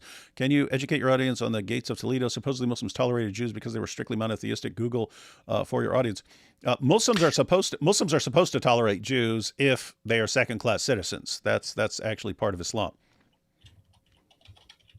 The thing is, Muslims did initially treat the Jews as the better ones, because so they come into they come in over the sea, over the channel, and take over the subcontinent, or whatever you want to call it. What they do is they find that the Jews are being very badly mistreated in this place, and that is true. That is an unfortunate thing. Prior to the coming of Muslims, the Jews were undergoing some really harsh treatment in Iberia, and the Muslims used the Jews actually to appeal to them and to somehow help them take over the whole place. Later on, as time passed, they started mistreating the Jews the same way. You had entire pogroms against Jews. You had the mistreatment of Jews. You had repeated punishments of Jews, and so on and so forth. In fact, during the Reconquista, when the Spanish Christians were taking back the place, many Jews financed and helped them take back the place because they were sick of how Muslims treated them. See, the Jews just change which side they're on. Did pick up clothes. I had communication with Lance's family. I had communication with Tyler Robinson's family. And for some reason, Lance is being protected, which I find to be very strange. His own family thinks he's guilty of more, and they find it weird that the feds kind of glossed over him, almost as though he was a Fed operative, like he was working on behalf of them. And, we've caught the feds have lied a lot. It's just. Wait, so he's a paid operative, but so is Tyler Robinson, right? He's paid to be part of this conspiracy, and somehow they just got him, and he could get out of this instantly just by naming names. But here's the thing about the conspiracy, right? It's whatever you're claiming, it turns out to involve a lot more people, right? So if you're saying Tyler Robinson is part of this, and it's okay, then any defense lawyer for him would be saying, okay, if you're actually like tiny part of this and there's all this other stuff going, so the lawyer must be in on it, or the lawyer's being threatened, and it gets bigger and bigger and bigger and bigger and bigger, and until basically the entire world's in on it, everyone except Candace Owens, who, let's face it, is the one who profited most from this entire thing. Interesting. A fact. Turning Point USA people have lied a lot. That is a fact, which they have agreed to. They said that these were mistakes, but they, whether a mistake or not, the public was lied to. Do you hear this? They lied. Turning Point lied. They said, well, yeah, we did make some mistakes, but regardless of whether it was just mistakes, the public was lied to. Meaning, even if it's just mistakes, if you were told something that wasn't true, it was a lie. But keep in mind, right? If you're saying Turning Point lied, everyone's interpreting that as they deliberately deceive people, and therefore maybe they're trying to cover something up. If it's just mistakes, then even if they're that distinction matters. If they're mistaken about things, if they got things wrong, okay, that happens a lot. Obviously with Candace, she gets a lot of things wrong. Doesn't mean you're deliberately deceiving people if you get something wrong.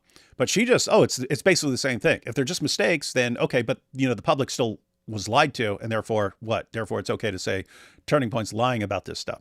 Interesting stuff. So this obviously, matters deeply to me, and it's just absurd that people would think that I'm doing this for clicks. I know Charlie. I knew Charlie. Charlie and I are very close, and it has been one of the most disgusting things ever that people. Who was closer to Charlie? First and foremost, tried to start this psychological operation that Charlie and I hadn't spoken since 2019. They've lied about virtually everything that I've said on my podcast. I'm not going to let this go. Okay. Here's why I want to let her finish that thought there. You're going to see that she claims whenever there's some sort of like financial motive or some other kind of motive that you need to really look into this, because there's reason for suspicion there. If someone has some sort of money to gain for something, you really need to pay close attention to that, and so on. When someone does it to her, hey, wait a minute, you're getting piles of money and tons of clicks over this stuff. It's just disgusting. I can't believe this is disgusting. It's $1 billion operation to discredit me. This is disgusting. It's like, wait, when anyone does what you do to everyone else all day long, when anyone does the exact same thing to you and applies the exact same principle you're using, this doesn't make sense. Maybe this person's motivated by this, by money or something like this. And they did it. And that's why they got tried. Okay. But when anyone does that to you, then it's like disgusting behavior. That's what I find just baffling, man. Big hypocrite. Giant hypocrite. She says that she was close to Charlie Kirk. You know who was closer to Charlie Kirk? Erica Kirk. I would think so. You know who was also, by the way, closer to Charlie Kirk? Andrew Colvett, who is the producer and to this day co-host of the Charlie Kirk show, with whom Charlie Kirk made shows together forever. He was closer and was always in a group and was always interacting with Charlie Kirk on public things and also private things. And Candace accuses him, for example, of being evil and of being in on things and all that. So if being close to Charlie Kirk disqualifies you from wanting the best for him, or disqualifies you from seeking injustice or harming Charlie Kirk, then she's contradicting herself, because she accuses those who were much closer to Charlie than she ever was of being in on a conspiracy against Charlie Kirk. That doesn't make any sense. Guys, you getting this? Candace can't be using this for clicks and money and for attention. She can't. Why? Because she was friends with Charlie Kirk. Okay, everyone Candace is accusing of being either involved in the assassination or covering it up, as far as Turning Point is concerned, are also friends with Charlie. So yeah. How is that? That's no, according to her, that's no defense. According to her, chatting back and forth with Charlie Kirk is no defense against accusations. Whenever she's the one doing the accusing. If someone accuses her of doing this for a click, then suddenly, well, she was friends, so it's obviously absurd, right? Biggest hypocrite ever, man. She was also, by the way, insulting and accusing that one pastor who was very close with Charlie Kirk. Yes, that comes up. She was fighting him. She also, as far as I remember, early on joined in on some conspiracy theories about Frank Turek. Mm-hmm. If I don't remember. And Frank Turek was significantly closer to Charlie than she was. Yeah, he considered Frank his mentor for doing that, because that's what Frank does. I mean, Charlie does the Christian stuff and the political stuff. He does them both. Frank just does Christian stuff, but he does what Charlie does. He shows up to a campus and it's hey, step up to the mic and challenge me. And Frank was right there. And so, yeah, and by the way, I've known Frank Turek for probably at least 15 years. We don't live in a country that is the embodiment of democratic principles if Charlie Kirk gets publicly executed and the media apparatus is doing everything they can to cover the tracks. I would keep in mind, everyone, the media is part of this. So don't leave that out. In other words, when we're thinking of the conspiracy, it's the federal government, it's Israel, it's France, it's Turning Point, it's the media, Egyptian planes, it's everyone except the guy that they arrested who had a text confession and so on. Anyway.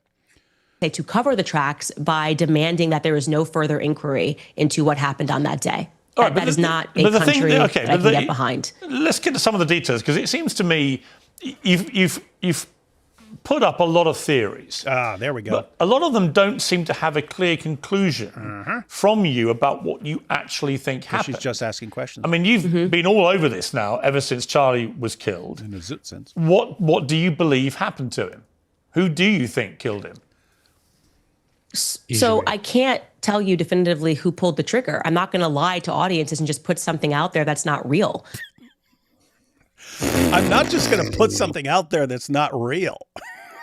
Not me, not Candace Owens. You lunatic. That's what she's been doing this entire time. Yeah, this is gaslight. It's not her main tactic, guys, but gaslighting is one of the things she does over and over and over again. I never said that. It's like all over the place. But what I can say is I feel convinced that the feds were involved. She feels convinced. I can tell you that. I think the feds were Feds involved. Media involved, feds involved. Involved in staging a cover-up. I think Kash Patel knows what happened and did not happen on that day. I am convinced by me being told by people that are feds that he is not acting right Well, This is a clearly deceptive form of rhetoric where you. I actually watched a very, very nice things about that recently, where you basically say, I'm not saying this is what happened, but it's quite clear that this is what happened. This is basically what she's doing. It's a very effective form of manipulation, especially for those who don't understand what she's doing. yeah, and do you hear this? It's and Kash Patel, yeah, he's definitely in on this, and he knows what happened. So keep in mind, there are people who know what happened. They know exactly what happened, but they're not sharing that. Why? Because there's a big conspiracy. But then she's saying she knows feds. She's got feds who are feeding her information. They're like, yep, we're not allowed to look into this. Candace, you have what, thousands of people involved in this? Like, why don't you get one of those people to tell you? Because there are thousands of people who are involved in this, right? I mean, if you're saying the media is being controlled by the federal government and being told what to say, why wouldn't like one honest journalist come forward and say, you know what, we got this memo from the U.S. government and they said, by golly, you better cover this up or you're dead. I mean, you could anonymously release the letter. You could anonymously release that. Hey, we've got here's the smoking gun. The feds are commanding us to cover this up. You've got the media is involved. It's $1 billion plot, all to silence Candace. Lots of anyway, guys, we've talked about this before. Here's the fundamental. The more people involved in your conspiracy, the more rapidly it will break down. The more people you involve. Keep in mind, if you have like two people in a conspiracy and they're like identical twin brothers who've been completely loyal to each other their entire lives and so on. And they have this conspiracy. Well, that might actually be successful and so on. If you have it, the smaller and more devoutly loyal to each other, the people involved in a conspiracy are, the less likely it is to break down. When you have a conspiracy that involves thousands and thousands of people, and any one of them can come out and expose it at any time, and the more rapidly it will break down. So any other stuff, right? Like she didn't believe the moon landing's happening. Okay, they're talking thousands of people were involved in NASA and the moon landing and stuff like that. And if you're sitting there, no, and all this was filmed by Hollywood, blah blah blah blah blah, to make it look and okay, you're talking thousands of people involved in this. 9/11, because she believes it's the Jews are behind it.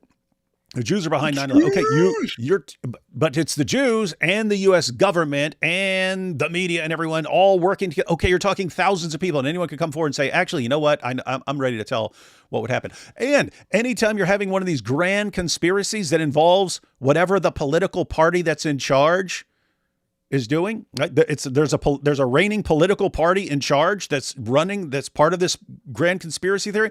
Then what happens when the opposing political party wins the next election? You don't think they're going to go ahead and, hey, you know what these guys did? You know what these guys did? They're behind the 9/11 attacks. They worked with Israel to bring down the two. Guess what? You've just destroyed that political party. Your rivals. You've just annihilated them, and you're the only political party standing. You wouldn't do that? Anyway, that's kind of the problem. I mean, guys, so the moon landings hoax, right, which she believes is all hoax. Anyone who's involved in that hoax could come forward at any time and say, here's my book about why this was all a conspiracy. We made it all up. And it was for this reason. And here's how it all worked. You're an instant overnight millionaire. So guess what? You have to expand the conspiracy. Now there's like, if you were to come out with a book, then there's all these assassins who are going to come in there, and just everyone in the plot knows that there's all these assassins waiting to kill them and so on. And it's still going on. And, oh gosh, guys. And then it's one conspiracy after the next, and every couple of years, there's this huge government conspiracy involving thousands of people, and anyone could just destroy their political rivals by sharing this information, but no one ever does, and so on. It involves Israel and everyone and all these nations and France and Egypt and everything. And anyone could come forward and say, hey, here's what the conspiracy is. But no one ever does it. They Newt is somehow also- get thousands of extremely diehard, loyal conspirators who never change their mind, even when they could become overnight multimillionaires just by exposing it. Nope.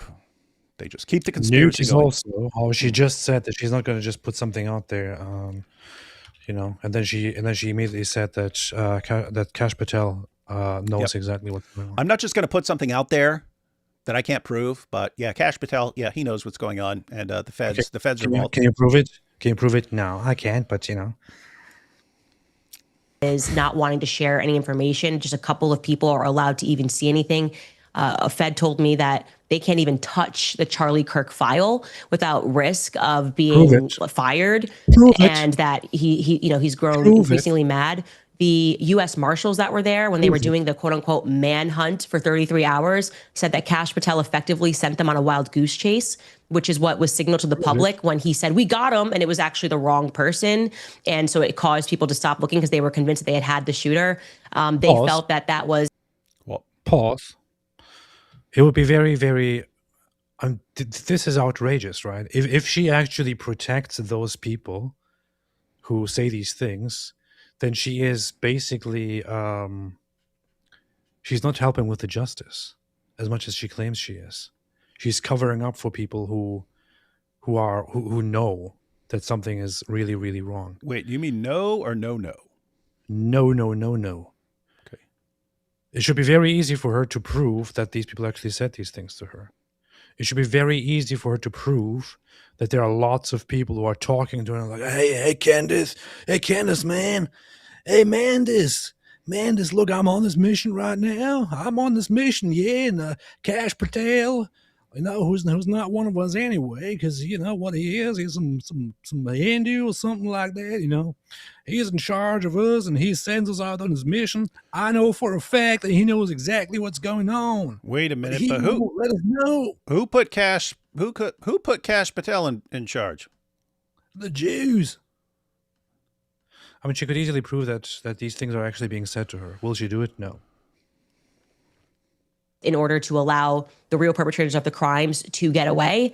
No, but that could just be the fog of the immediacy of these things. We've seen it at Brown University. Exactly the same thing. They thought they had the killer. They thought they had the killer. It turned out to be the wrong person. Right? It doesn't mean there's any great conspiracy by the feds to cover anything up. And again, even That's a good little point by just looking at things, right? So after some attack or something, terrorist attack or anything, they'll grab someone who kind of fits a description or who's in a certain area, and then they'll grab that person and take him in and so on. If it turns out to be the wrong person, Pierce would say, okay, yeah, you're trying to figure out who's involved. You grab someone because he fits a description or something like that. Turns out he's not part of it. That's just what happens. Candace, no, that's proof of like a conspiracy that they're trying. When they say, oh, we just got someone, they're actually trying to give time to whoever really did it, and it's all part of a conspiracy.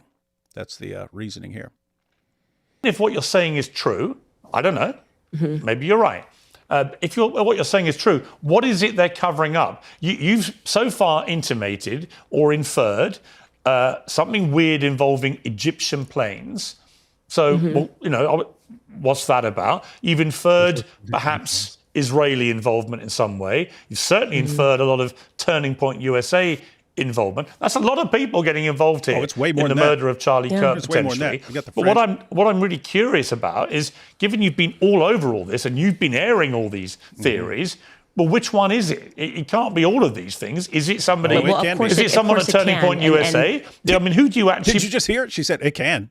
He said it can't be all of it. It can't be all of these. Of course it can. She said. That's interesting. Well, it can. Of course it was can. Russia, China, and America, and Germany, and France, and Canada, and Israel, Israel is leading all of them together, of course, because they're all slaves of Israel. And aside from them, of course, it's just all those other places. And then also Turning Point USA. And Turning Point USA is basically in charge of America anyway. So all of those together killed Charlie. And I know this for a fact because I have some feds who are my friends and who always call me and say, "Hey, Mandis, let me tell you something new about what just happened." But I can't prove it. And I'm not just going to put some, claims without evidence out there. Yeah, So. she wouldn't do that. She wouldn't do that. That's what I mean. It's constant. It's you see her do something 1,000 times in a row, and then you ask her about something, and I would never do the thing that you've just seen me do 1,000 times in a row. I know for a fact that it Gaslight. was Israel that killed Charlie, but I would never, ever just put something out there without evidence. So I'm not going to do it. Believe was Of course, behind of this. course, it can be all of those things. And what's really ironic here is that there's a clip of Charlie in the last months leading up to his death where he speaks about the JFK assassination. And he says that multiple countries were involved, multiple people were involved, the LBJ was involved, the feds were involved. And he's correct. That is what it means. When there is a conspiracy, there are multiple people that are involved.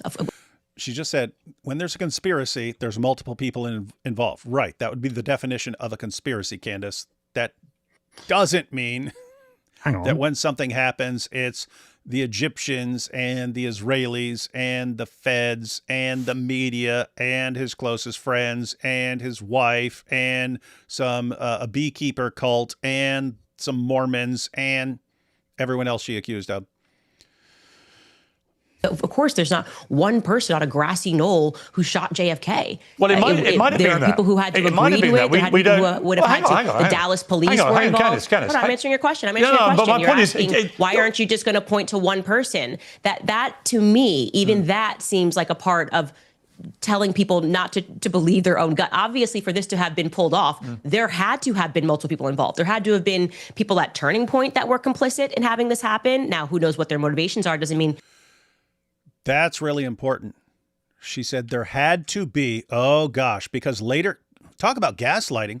Later in this same interview, she says she never said that Turning Point was complicit in Charlie's assassination. She said, yeah, they're doing some sort of cover up, but she insists, I never said they were complicit. What did she say right here? Again, later in this same discussion, she says she never said what she says right here. Which is now run by his widow. You are directly accusing people in that company of JFK assassination. And he says that multiple countries were involved, multiple people were involved, the LBJ was involved, the feds were involved.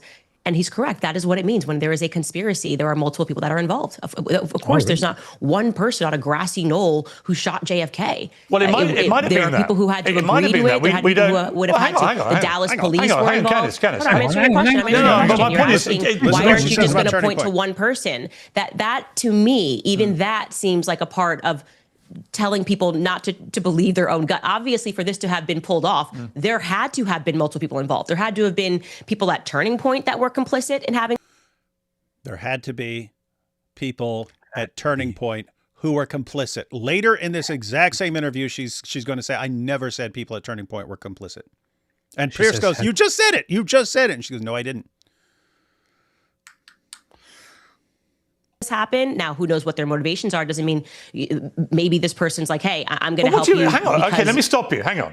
When you say obviously somebody. And did you hear what he cut her off, but she said, and we don't know what the motivation was. Maybe it's just someone who said, yeah, I'm going to help you do this because she says later, she never claimed anyone at Turning Point was complicit. Let's see what she's saying. He's asking me right here. Turning Point. You are accusing right now people that worked with Charlie Kirk at the company he built, which is now run by his widow. You are directly accusing people in that company of being complicit in his murder, right? I want to just be very clear connecting that dot. So I said that when there is a conspiracy, of course, there are going to be multiple people involved. So applying that same logic to JFK, right? Knowing, as I do and as Charlie did believe that LBJ was involved, which then implicates the feds as having been involved, which then implicates the Dallas police station as being involved. I believe Israel was obviously involved. Isn't it crazy? So Israel, the Dallas police, the feds, the president, everyone's involved in the assassination. Again, anyone in a random police officer from that time who was involved could come forward and say, yes, I can tell you what happened with the JFK assassination because I was part of the plot. I was part of the conspiracy. No one ever does. Weird. You know what the funny thing is? I have Charlie Kirk's response, the clip that she's talking about, in front of me, in which Charlie Kirk responds to a question from a listener who argues that Israel might have been behind the assassination of JFK. Charlie Kirk says that there is no evidence at all that Israel was behind the killing of JFK.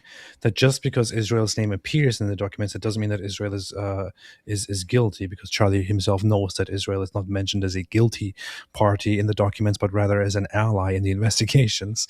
So he says that he may very much, if there ever was a good point or an argument to be made that Israel was involved, he would like to hear that. But so far, there is no single piece of evidence that points toward it. He says that there may have been a greater conspiracy, which he also leans toward, but he says nothing. But he does not at all believe that it was Israel.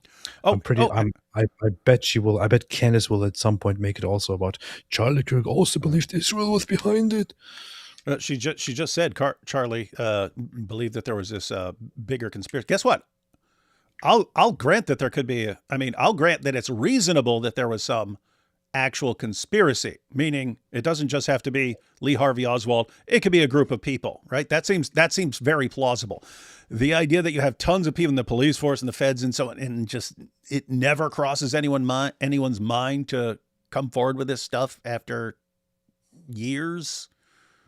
It was an assassination of the president, and everyone's been confused about it ever since. And there's just hundreds, if not thousands, of people involved.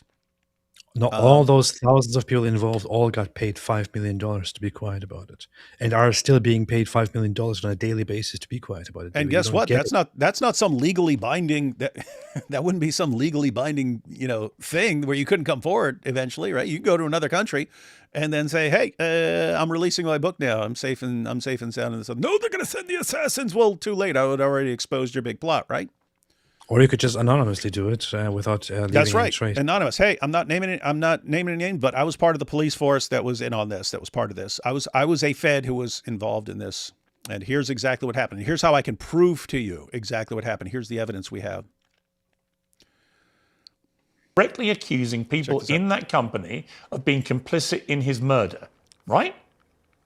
I want to just be very clear connecting that dot. So I said that when there is a conspiracy, of course, there are going to be multiple people involved. So applying that same logic to JFK, right? Knowing, as I do, and as Charlie did believe that LBJ was involved, which then implicates the feds as having been involved, which then implicates the Dallas police station as being involved. I believe Israel was obviously involved. That they were the ones obviously involved. And if you've seen her evidence for this, here's the thing. This goes back to all you need is some hypothetical motive, and you can accuse someone of something.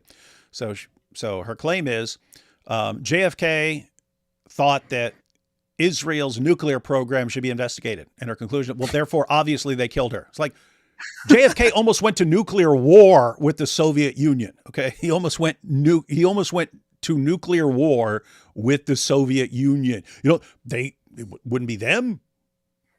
No.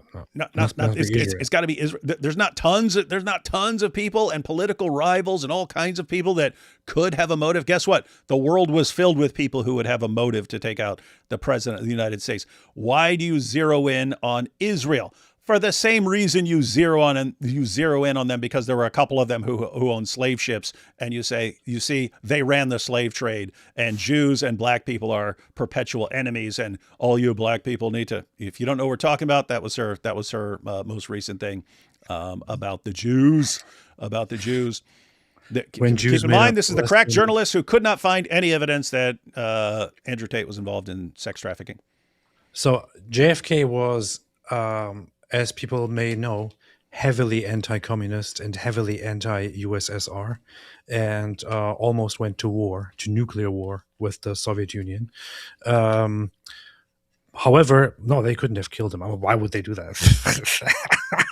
On the other hand, it's quite obvious that Israel killed him because he said that Israel should be held to the same standards as other countries when it comes to their nuclear program, despite the fact that JFK was also very much outspoken for the existence and the preservation of Israel, and even went to the Zionist organizations and gatherings and so on and so But forth. AP, you're making zero sense here. You're saying just because JFK was pro-Israel, therefore they wouldn't have killed him.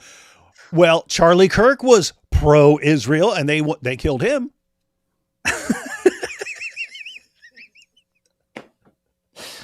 Touche.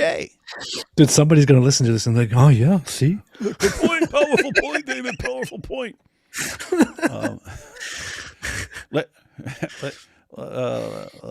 Let's listen a little more, Candace, and I'll tell you what her main tactic is, guys. Wanted him dead for saying that what is now AIPAC should have to register under FARA. So there's motive. There are people that have to be involved on the ground that day. There are people that have to be willing to allow the perpetrators to get away. There has to be media that's complicit. And that's what literally Operation Mockingbird was. It was established to persuade the public. Candace, here's the problem. Well, hang on. It was established. Yeah, but here's the problem with everything you're saying. In this massive you keep saying, and this is where people think you're prone to endless conspiracy theories for whatever reason. Okay.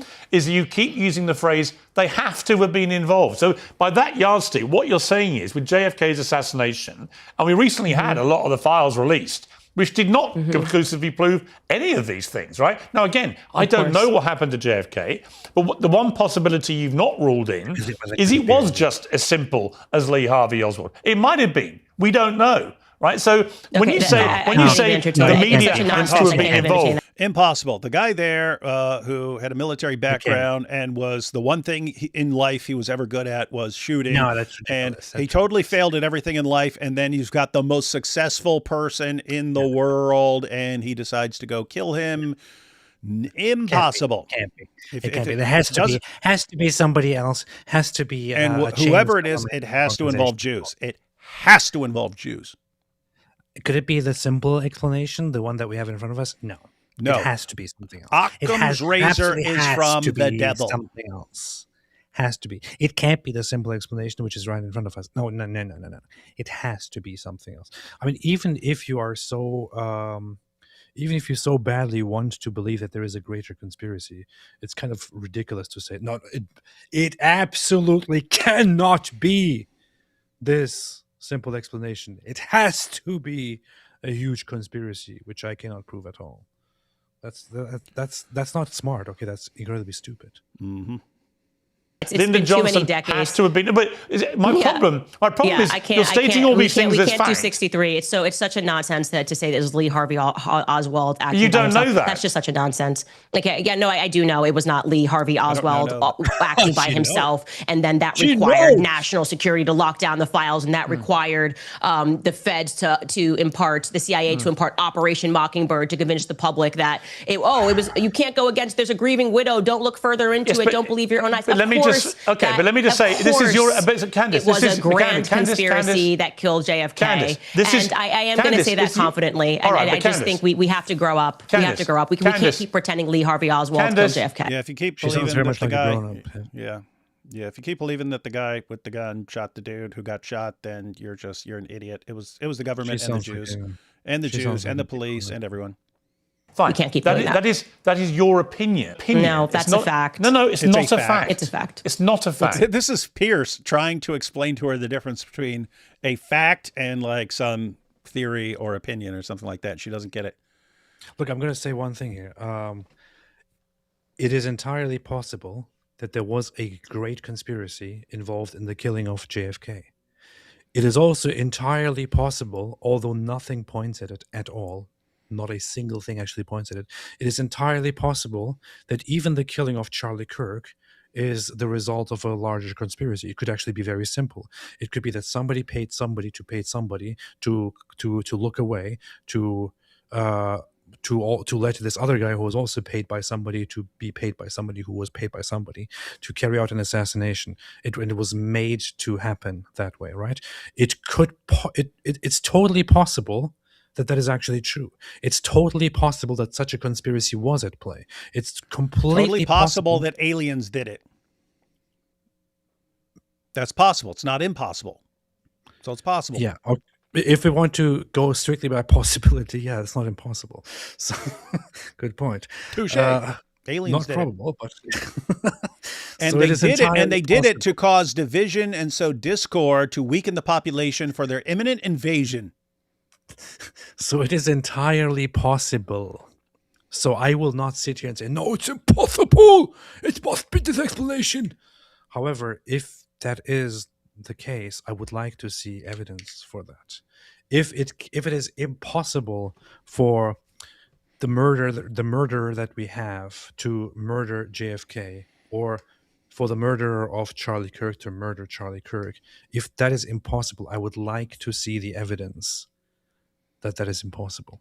I would like to see the proof for the impossibility of that. Mm-hmm. I would like to see some evidence which strongly suggests that there was something greater at play. There simply is none. To sit here and say, no, that's impossible. It is absolutely impossible. That is not smart. It's stupidity. It's pretty bad.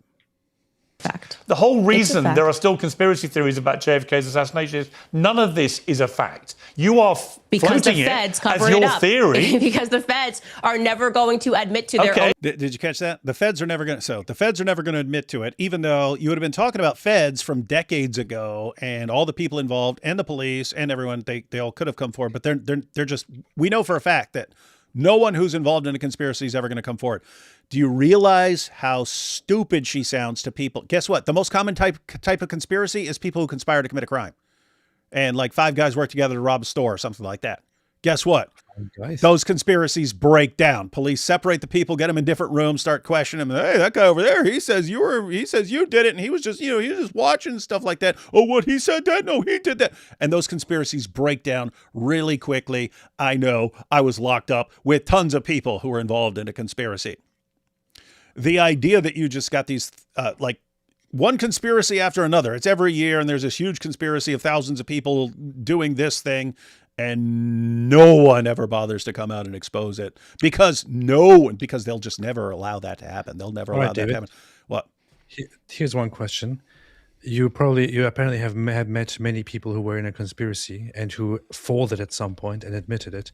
However, were any of those people Jews? That's a good, well, yeah, but Ignore the one if there was one. But were any of the others Jews? that's a good point. If Jews were involved, then everyone Jews would know. don't fold. Jews don't snitch. You know, I was never locked up with anyone who was turned in by a garkid tree, because garkid don't snitch. Yeah. Piers, actually, that was an important point that Piers brought up there. Candace, if you actually had solid evidence for some theory about who's involved, then guess what? It would actually be somewhat convincing, and then it wouldn't be all these different conspiracies. It would just be the one with the evidence. But there's a reason that there's a trillion different conspiracy theories. It's because not one of them has any solid evidence. So yeah, it's also a massive violation of Occam's razor, in that you don't want to multiply causes beyond what's necessary to account for the evidence. So if you actually have good reason to think that Lee Harvey Oswald acting alone could not have done what is needed to be done, then you can say, okay, someone else is involved. And then you start, okay, what else is required? When your conspiracy ends up being just thousands and thousands of people, and then in order to to figure out how this was done, then it requires, in other words, if you figure out how the media are controlled, then you need the people doing that. And then why don't the media come forward? Well, they must be about to be assassinated, so they know they'll be assassins. So now you got this team of assassins who's involved, who's ready to kill anyone. It's like I don't know. I'm totally open to the idea that it's more than Lee Harvey Oswald, that there are other people involved. Totally reasonable. I'm totally open to the idea that it's more than Tyler Robinson, that it's this, there's more people involved. Just this, when you're bringing up this massive multi-nation conspiracy, all to explain a bullet.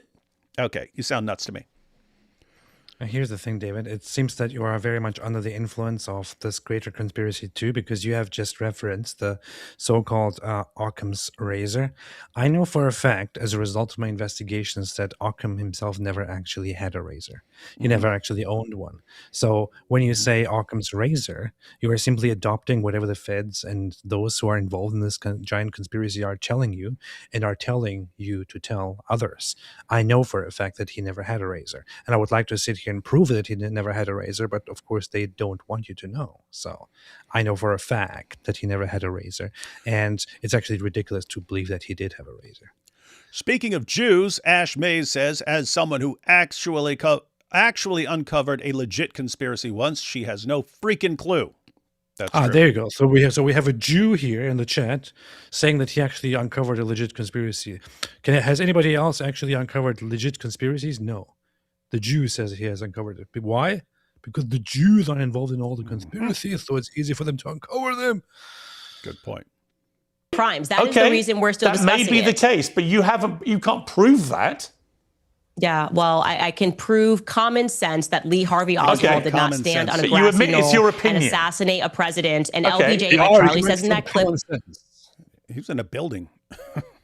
The argument from common sense. Look at that. Yeah. Shocker. When you're asked for evidence, you say, well, it's common sense. I mean, it's common sense. Again, keep in mind, when this was Mott and Bailey fallacy right here. This was just Mott and Bailey fallacy right there. Guys, remember the Mott and Bailey fallacy? We talked about it years ago, but the Mott is like this little castle structure, like a tower. Why are you so obsessed with fallacy, man? Yeah. So there's the Mott, that's like the castle. Then there's the Bailey, that's the surrounding area. The Mott and Bailey fallacy is so the idea between having a little castle structure and then having the surrounding village area is that when an enemy approaches, you don't need to defend the surrounding area. You retreat to the little fortress there. You retreat to that. So the Mott and Bailey fallacy is when you're making this big claim, but when you're challenged on it, you retreat to some easier to defend claim that isn't a defense of the bigger thing that you just claimed, right? So she says there's this multi-nation conspiracy to assassinate JFK, and Jews are involved, the feds are involved, the police are involved, there's all kinds of people involved. When Piers says you can't prove that, what's your evidence for that? You have no evidence for that. She says, well, it's just common sense that it just can't be him by himself on the grass. Okay, if you wanted to say you have reason to think that it's not just him, I mean, I'd be totally open to that. What did you just defend? Oh, he's not by himself. Okay, how did that get you to grand conspiracy of multiple governments involved? How did you get to that? So you see it? She had this huge conspiracy theory. And okay, what's your proof of that? What you can't show us that. Show us the evidence. Oh, well, it's just common sense that it wasn't just him. Okay, common sense that it wasn't just him does not get you this grand conspiracy. I'm saying that because that's what Candace tends to do. Look, there's this huge conspiracy in all these different nations and Egyptian planes and the French Foreign Legion and Israel, of course, and the U.S. federal government and Kash Patel and Turning Point themselves and maybe Erica, everyone working together. Okay, what's your evidence? Well, it's just obvious that Tyler Robinson didn't work alone. Okay, that saying Tyler Robinson didn't work alone is about 100 trillion miles away from showing this grand conspiracy theory. She does this over and over again. I might need to make a video just of the various fallacies and manipulation tactics Candace uses. Still talking about the Mott and Bailey fallacy. Pretty bad. What are you talking about? Mott and Bailey fallacy was like an hour ago, dude. Where you been? people should go pursue. Yes, I know Charlie all said of the that. weird things that happened that day that were unusual, and LBJ right, decided not to ride that day. Let's get and then back suddenly he reversed course on all of JFK's let's policies, move off and from he was JFK. fighting AIPAC. Israel killed JFK. All right. Now, going back to your point about Turning Point. Did you just hear that? Wait. She's just saying how LBJ was doing it. He did it. He did it to reverse all his policies, and then right after she says Israel killed him. So she just said a few minutes ago that she would never put something out there without having evidence, and now she says Israel killed him. Israel killed him. Israel killed him. I know this for a fact. Israel killed him. Israel did it. Israel did it. Everybody knows Israel did it. And they controlled the transatlantic slave trade. I know that Israel did it because it's just common sense. I know Israel did it because I'm really mad at Jews, and so they're behind everything. And it's just common sense. Guys, that's like fundamental to her. If she likes you, you're innocent. There can be no evidence against you. Just ask Andrew Tate, right? If she doesn't like you, no evidence is required. You obviously did it. That's freaking mental. And when I started talking trash about Jews, lots of Jews started attacking me and calling me anti-Semitic. So therefore, that's the how Jews I knew. That's how I knew it. USA. Yes. And the ridiculous idea that implicating, this is a $100 million organization. Yeah. Common sense. If this was not even a high profile political assassination and this was just a guy who worked at a company that was $100 million, right? Common sense inquiry is, was there a financial motive for this person to be dead? Okay. You get this? Common sense is there a financial motivation? This from the woman who's gotten a ton of money from all of this. This is like Sherlock Holmes 101. And this is what I mean when I say that the public no longer trusts the media because you're acting us to be stupid. And we don't want to do that. We actually don't want to pretend that we're clinical idiots who can't assess things and go, oh, there could be a massive motive here to have Charlie dead, especially when it seems very strange that There could be. There could be. Not there is, and I know it. We just need evidence for it, and you don't provide any. You just go, this doesn't make sense, and then you come out with this deranged conspiracy theory. And we'd say, okay, well, yeah, we need evidence for that. Oh, boy. I agree, and even David agrees there could be a conspiracy. I agree. There could be. I would just need to see evidence for it to take it seriously. You need. I mean, what about common sense? Yeah, see, someone like Tyler Robinson. Okay, that is granddad's rifle. Charlie gets shot. Tyler was up on the building, jumps off. His parents turn him in. Got the confession and the text. Okay, I take that seriously because there's some evidence there. When you say Israel did it, okay, what's the evidence there? But we're supposed to take that seriously. From the woman who says she won't just toss out accusations like that without proof, and yet she does it every single freaking show she does. Gaslighting. Yahoo. I'm not going to be quiet about this anymore. I'm not going to be quiet about this anymore. Candace has a penis. Candace Owens has a penis. I'm not going to just put out random things out there, but Candace Owens has a penis, and isn't it quite obvious to everybody? So she's not a lesbian. She's a man who's married to a woman. She's a lesbian. Her actual name is Mandis. Well, that's what she's known as. So she has a penis, and she is trying so hard to talk about this Charlie Kirk conspiracy because this is how she gets people distracted, so that nobody ever uncovers the uncomfortable fact, which is common sense to everybody, that Candace has a penis. And maybe Turning Point was about to disclose that she has a penis, and so she did this to distract everyone. Had a clue of what happened. This guy's doing the rounds on Fox News and saying, I didn't kill Charlie Kirk. That's kind of weird. Did you feel compelled to jump on to Piers Morgan's show and say, just so everybody knows, I didn't kill Charlie Kirk? Why would he say that? So I want to... Because that's he not was... what happened. Yeah. He was specifically asked about it, which is why he responded. Yeah, he responded because he was basically asked. Laughed it off. Because people instantly started accusing Israel of being involved, so he responded. What Netanyahu was doing originally was just wishing condolences and so on and saying how sad it was because Charlie was a great friend to them. Yeah. Shocker. Why would when so many people were turning against Israel, why would Netanyahu want to come out and say, gosh, this was a guy who supported us and it's really sad that he just got killed. So that's the only reason is because he did it. So Netanyahu was asked about this, and he then dismisses it as a ridiculous thing and says, "Of course, Israel did not. Of course, Israel did not kill Charlie Kirk. Charlie Kirk was a great friend of Israel." So here's the funny thing. Here's the funny dilemma about this whole issue.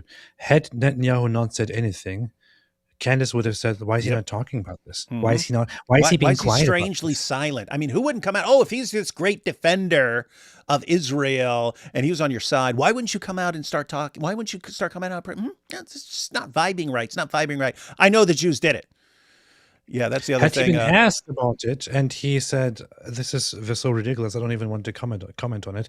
Candace would have said, "Why would he not comment on this? This is a very important Can't give us question a straight everybody has on answer, their mind." hey? Oh. Yeah, guys, it's a problem when no matter what you do, it's evidence of your guilt. Yeah. Another problem. So involved as somebody who's Candace, fighting I a wanna get- 97,000 front war. Candace, I want to get to the reality of what you're actually saying. So when you say Yes. that somebody at Turning Point USA, Charlie's company, was complicit in his murder, who? Who was? I believe that there were multiple people at Turning Point who are, as I have said many times, my exact words are, they are engaged in a cover-up of what. Did you catch that? Watch, she's going to deny that she said they were complicit. She's saying they're engaged in a cover-up, right? She said they were complicit in the killing. Now she's only saying they were involved in a cover-up afterward. Doesn't that, so not that you were, it's just you were told later on to help cover it up and you go along with it. happened to Charlie on that day. No, but who I've was been involved very- in his murder? I didn't say that they murdered Charlie. You said My that show, people I've at been very Turning clear. Point were complicit in his murder. No, my exact sentence that I said was that there were people at Turning Point who are engaged in a cover-up. No, you liar. You freaking liar. You absolute liar. Gaslighting. Guys, she is a professional, chronic, compulsive gaslighter. She said it 10 minutes ago. She just said it 10 minutes ago in this interview. Said that they were complicit in killing Charlie. Right here. Hey, you said they're complicit. I never said that. I just said they're involved in a cover-up. I'm assuming like Cran murders or Nathan have put that together. If not, it'd be easy to toss together. So No, you didn't. I'm reading the transcript right now of what she actually said 10 minutes before, and upon being asked the question of who actually killed Charlie Kirk, she says that of course this has to be a great conspiracy, and it wasn't just one person from the grass shooting at him. There had to be multiple people involved. That telling people not to believe their own gut. Obviously, for this there have to be people involved to pull it off. Multiple people involved. There had to have been people at Turning Point that were complicit in having this happen. So she was clearly saying, she clearly said just before that in order to make the killing of Charlie Kirk happen, there had to be people involved from Turning Point USA. Now she is asked by Piers who she thinks in Turning Point was complicit, and she's like, I never said that. I never said that. She just said it. Yep. It's right here. You can look at it for yourself. Open the video of Candace Owens interviewing, of Piers Morgan interviewing Candace Owens.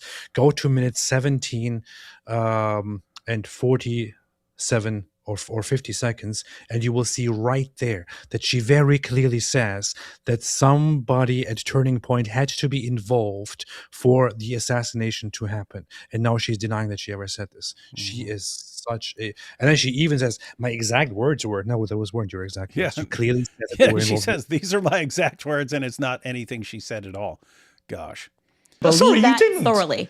Candace, you didn't say that. You said literally. I did say that on my entire You said show. there were people at Turning Point complicit in his murder. Okay. That's what you said. When you and I were discussing, that's why I said, let's go back. I was applying the logic of a conspiracy to JFK. I said, okay, if JFK, you have people that are complicit. Of course, Let's if you forget apply that JFK. logic, if there Let's is a forget conspiracy, JFK. there's going to be multiple people that are going to be complicit. And you said by the Turning time, Point. in order for a large stage murder to But you happen. specifically so said, you didn't say of complicit JFK. in a cover-up. You said complicit okay, in the murder. Because I said, who at Turning Point was involved clarify for you. in his murder? And Let you me said, clarify for you. Okay, you can keep saying what I said, or you can listen to what I am saying. Okay. When I was using the analogy of JFK and we were connecting it, I was basically pushing back on you because you were suggesting that, all of these people being involved would be crazy. So I was applying the analogy I said, of what I don't happened to know. JFK. Well, you actually, if you go back and I listen, said, I were don't know. suggesting that a I conspiracy. said, you don't know either. He did that. Yeah, he did. Your floating theories. When we started which are talking about the JFK. I have to say, Piers is accurately describing what he said and accurately describing what Candace said. Candace is completely making up what she said and making up what Piers said. Huh. Interesting. And yet they're both journalists. Listen, let me make it clear. Piers, I really think you're not holding on to your thoughts Candace, here correctly. let me spell out my thought very clearly. This is, by the way, that's gaslighting. You have a mental problem. Oh, if you're not remembering this, how I'm telling you it should be remembered, you've got a mental problem. Piers, you're not holding on to your thoughts. You're not holding on to your thoughts. We started talking about JFK. The implication that you were making was that it was crazy to suggest that multiple people could have been involved at different levels. Candace. I was then connecting the dots and saying that in order for the JFK assassination to happen, there had to have been tons of people that were complicit. I understand. Right? I heard what you said. Maybe you're the person who takes the cameras down. Maybe you're the person that told him to drive that day. Maybe you're LBJ. So they're not all complicit in the murder, but they're all at different varying stages involved in the cover-up. Right? So that's what a grand conspiracy actually is. And I do believe, so you don't have to go back and we don't have to go through it. I'm telling you what I think about Turning Point. Did you hear that? We don't need to go back and we don't need to go through it. Oh, really? Yeah, we don't need to go. We don't need to go back. Just ignore what I said 10 minutes ago. Because you just said I never said that, but we know for a fact that you did say that. So of course you don't want to go back. Yeah, and you have mental problems if you think that we need to go back. Just trust me. Such a trust me when I'm telling you I never said that. I am very known for being honest about what I believe. I'm not exactly a person that you got to pull teeth on. Sure. I believe that there are people at Turning Point who are engaged in covering up what happened on that day. But were any of them engaged in the planning of the murder of Charlie Kirk? I wouldn't know how it was planned. Absolutely, I can't make that. I cannot confidently make that statement. I can say confidently that I know they're engaged in the cover-up because I've been investigating what happened on that day and what transpired thereafter. I've been clear. I've named those people on my show. I've said they are engaged in a cover-up, and I've listed the lies. So you don't have to try to make something out of what I didn't say. I tell you what I think. It's already... He's telling you exactly what you did say, and you're denying it. And now he's asking her to clarify who is involved, and she's just saying, "Oh, there were people who were engaged in covering it up." Can you just answer the freaking question? Who was involved? Need to get more controversial, okay? Do I think someone at Turning Point pulled the trigger? No. Obviously, I don't think someone at Turning Point pulled the trigger. Do you think anybody at Turning Point... Did anybody at Turning Point, in your opinion, know that Charlie Kirk was going to be murdered? There is specifically 2 people at Turning Point USA, and I have communicated that information to Erica and Justin Strife, that I would not be surprised if they had foreknowledge of Charlie Kirk being assassinated. But do you have any evidence? I'm not going to name... That means they were involved in the killing and thereby made the killing happen. I am not going to name those people. She just contradicted herself. She just contradicted what she just... No, she said there are 2 people that she wouldn't be surprised if they had something to do with it. That's very different from saying there are people who are complicit. Yeah, but when she says that she wouldn't be surprised if they had something to do with it, she's basically saying that they probably did have something to do with it. We'll see. People, okay, because it's not right for me to name those people until I know for a fact that they did. Did you give the name? Yeah, really? Yeah, she has to know. Candace doesn't share anything until she knows for a fact, right? So she knows for a fact about the Egyptian planes and Israel and people at Turning Point and the feds, Kash Patel, the beekeeper cult, Mormons, the French, the Macrons are in this, and the French Foreign Legion, and she knows because she pointed all that out, so she must know. Did you give the names to Erica? Yes, so I absolutely did. You gave the names to Erica of 2 employees, current employees at Turning Point, who you believe were involved in the preparation for the murder of Charlie Kirk. Is that what you're saying? I told them that if I were in your shoes, these would be 2 employees that I would look further into. That's and what evidence do you have that they had any prior knowledge of the murder? Because I don't have concrete evidence is the reason why I'm not naming them. So do you hear this? The fact that I don't have concrete evidence is why I'm not naming them right now. But, I still... It was enough for me to say they're complicit. I've been you've got no evidence, saying... but you're telling the widow that these 2 people may have been involved in the murder. But you see the problem. Well, the evidence for it is people that there was not concrete evidence. It's like you're trying to get me to say something that I never said and then asking me to defend it. No, I'm asking what evidence you've got. Let's actually go to, you're asking me privately, did I communicate to them that I think you should look further? That's called an investigation, Piers, okay? So what you're doing is a strategy of like, if somebody dies, you're saying to the police, you can't ask any questions about anybody unless you have concrete evidence. We're at the stage of investigation. I'm not saying yes, that. you can. Hey, She thinks she's an investigator. Hey, we've got this big Candace fans that won't shut up over here. Warrior for Christ said, He just changed her words, lol. You believe we're involved.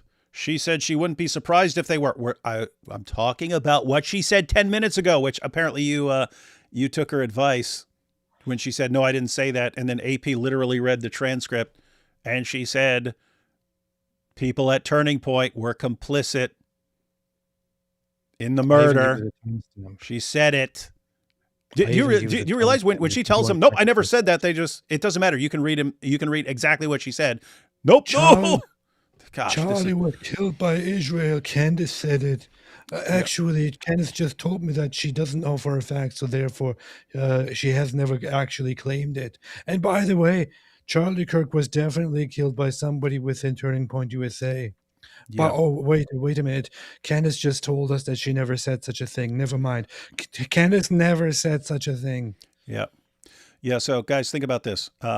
Candace is asked by Piers, hey, who's involved in killing Charlie? And she says people at Turning Point were complicit.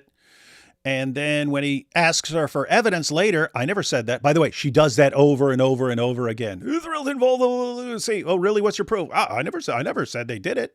She does that over and over again. Everything she says in one episode, by the time someone exposes it and later on, I never said that. But you're suggesting that we can't ask questions about Israel. Yeah.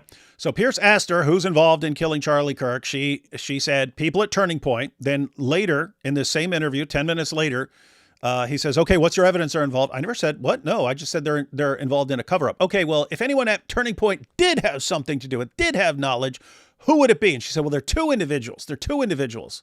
Okay. Obviously, when you said that there were people at Turning Point who were complicit, if these are the two you're suspicious of, that's the two you meant.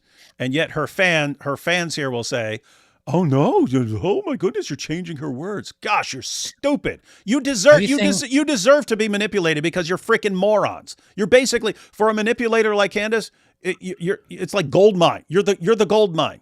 You're the gold mine. They look for people who will believe any idiotic thing they say. And if they contradict themselves 10 minutes later and say, I never said that, and they'll just go, oops, she never said that.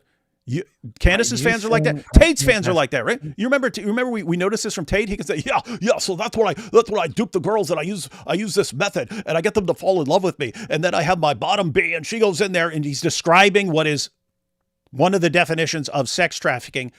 And then later on, so he can brag about this and have an entire PhD course on how to do it. And then later on, when it gets pointed out that it's all illegal, I never did any of that. And his fans will go, he never did any of that. And you say, look, there's all this evidence. No, he didn't. No, he didn't. Same kind of fans. No wonder they work together. What? Somebody said that this is the result of Catholicism. This has nothing to do with Catholicism.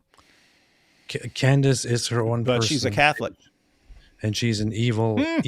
Yeah, you can't answer that, can you? She is a Catholic. Aha, busted. It's got nothing to do with Catholicism. She doesn't even follow the Catholic Church. And I'm not a Catholic, but don't make this about Catholicism. You say you're not a Catholic. But that's exactly what we would expect someone who's involved in a Catholic conspiracy to say. That's true. However, you should not make the claim that this is about Catholicism. It's not about Catholicism. There are lots of good Catholics who, most Catholics are against this kind of stuff. So it's got nothing to do with that at all. Nothing to do with that. So AP goes to Israel, comes back, and decides that the Catholic Church has nothing to do with this. Yeah, nothing suspicious here. Nothing suspicious. To be fair, Israel did pay me $7,000 to defend the Catholic Church from conspiracy theories. So, all right, nothing suspicious here. We give people in the public the permission to do this. Follow your instinct. If you feel something is off, keep asking questions until you get concrete evidence. And when you have concrete evidence, you should name those people. I don't have the concrete evidence. You have named other people. I find there inconsistencies. Okay. But you have named other people. I'm trying to answer. Piers, you can't ask me questions. You can't ask me questions. Let me finish it. I have communicated to them that their inconsistencies make me uncomfortable. I have communicated to them that somebody else who is a third party gave me some information that I am not yet comfortable as I am vetting it, giving it to the public, because that's the responsible thing to do. These are private citizens.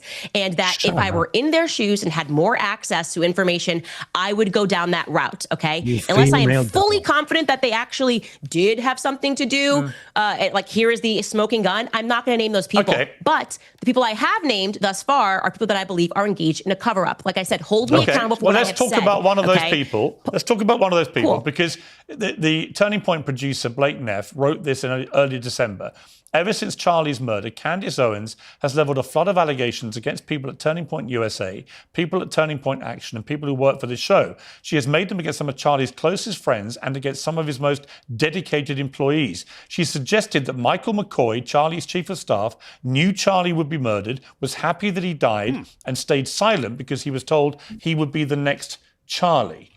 Now, let's move then to, you said in your podcast that new information was given to you in your meeting with Erica Kirk about Mikey McCoy that's now satisfied you. On a video on the 27th of October, you devoted the whole episode to this guy and his supposedly strange behavior. I never said I have information that satisfied me about Mikey McCoy. Well, I'll ask you to clarify. Okay, well, you can clarify that in a moment. But let's hear what you said about Mikey McCoy before the meeting. The funny thing is that So we decided- now, whenever Candace says, "I never said," I highly suspect that she actually did say that. Yep. Whatever it is. That's the method. To slow this clip down, and we're going to watch this clip slow down so you can see that it is exactly 834 milliseconds from the time that you hear the shot. That is how long it takes for Mikey McCoy to put the phone to his ear. Now, why is that precise timing so important? Because there's no dialing. Mikey didn't have time to dial, okay? You can't dial and put your phone to an ear in 0.834 seconds. So he already had someone on the phone? Now, what was the new information that you got in your meeting with Erica about Mikey McCoy? So I'm sorry your gotcha is not going too well, but I never then said, I am now satisfied that Mikey put the phone to his ear. What I presented to the public, it was what I Erica didn't say gave to that. me. Sorry, just to clarify. Yeah. No. Well, you did say you have inferred information on your that's satisfied. podcast. Well, let me give you the chance to clarify. You inferred on your podcast after the meeting with Erica that you'd received new information about Mikey McCoy, which had changed your mind. Would that be the best way to categorize it, or changed No, some I of never your said mind? that. I just presented it. Well, the only thing that I clarified on my podcast, if that's what they're getting wrong, is that some people thought that he was using a nickname that was his middle name. And actually his real name is Michael, like first name Michael, because I was like trying to find something and I was like, oh, maybe he's actually using his middle name. So that's what I clarified on my podcast. And you were given Beyond call that, logs, is I that right? presented. You were shown call logs? You were shown call logs? They gave. All right, this is boring the crap out of me now. I wanted to get to the point. I just looked it up where it was. There was a point I was wanting to get to that where I thought Piers actually made a good point. I'm not sure exactly where it is. I looked it up, but I did cut out the commercials and stuff, so the timing is off. Well, I did not believe you when you said that Piers actually made a good point. You don't have to now make it up. I'm again. going to prove it, dude. I'm do going not to believe prove it to you. I do not believe it. I've never heard Piers make a good point in my entire life. I think this is a little before it. Again, my times do not line up with the transcript times because I chopped off the intro because it's stuff that would come up later, and I cut out the commercials, so the timing's off. Looks like it might be right around this. Let's see.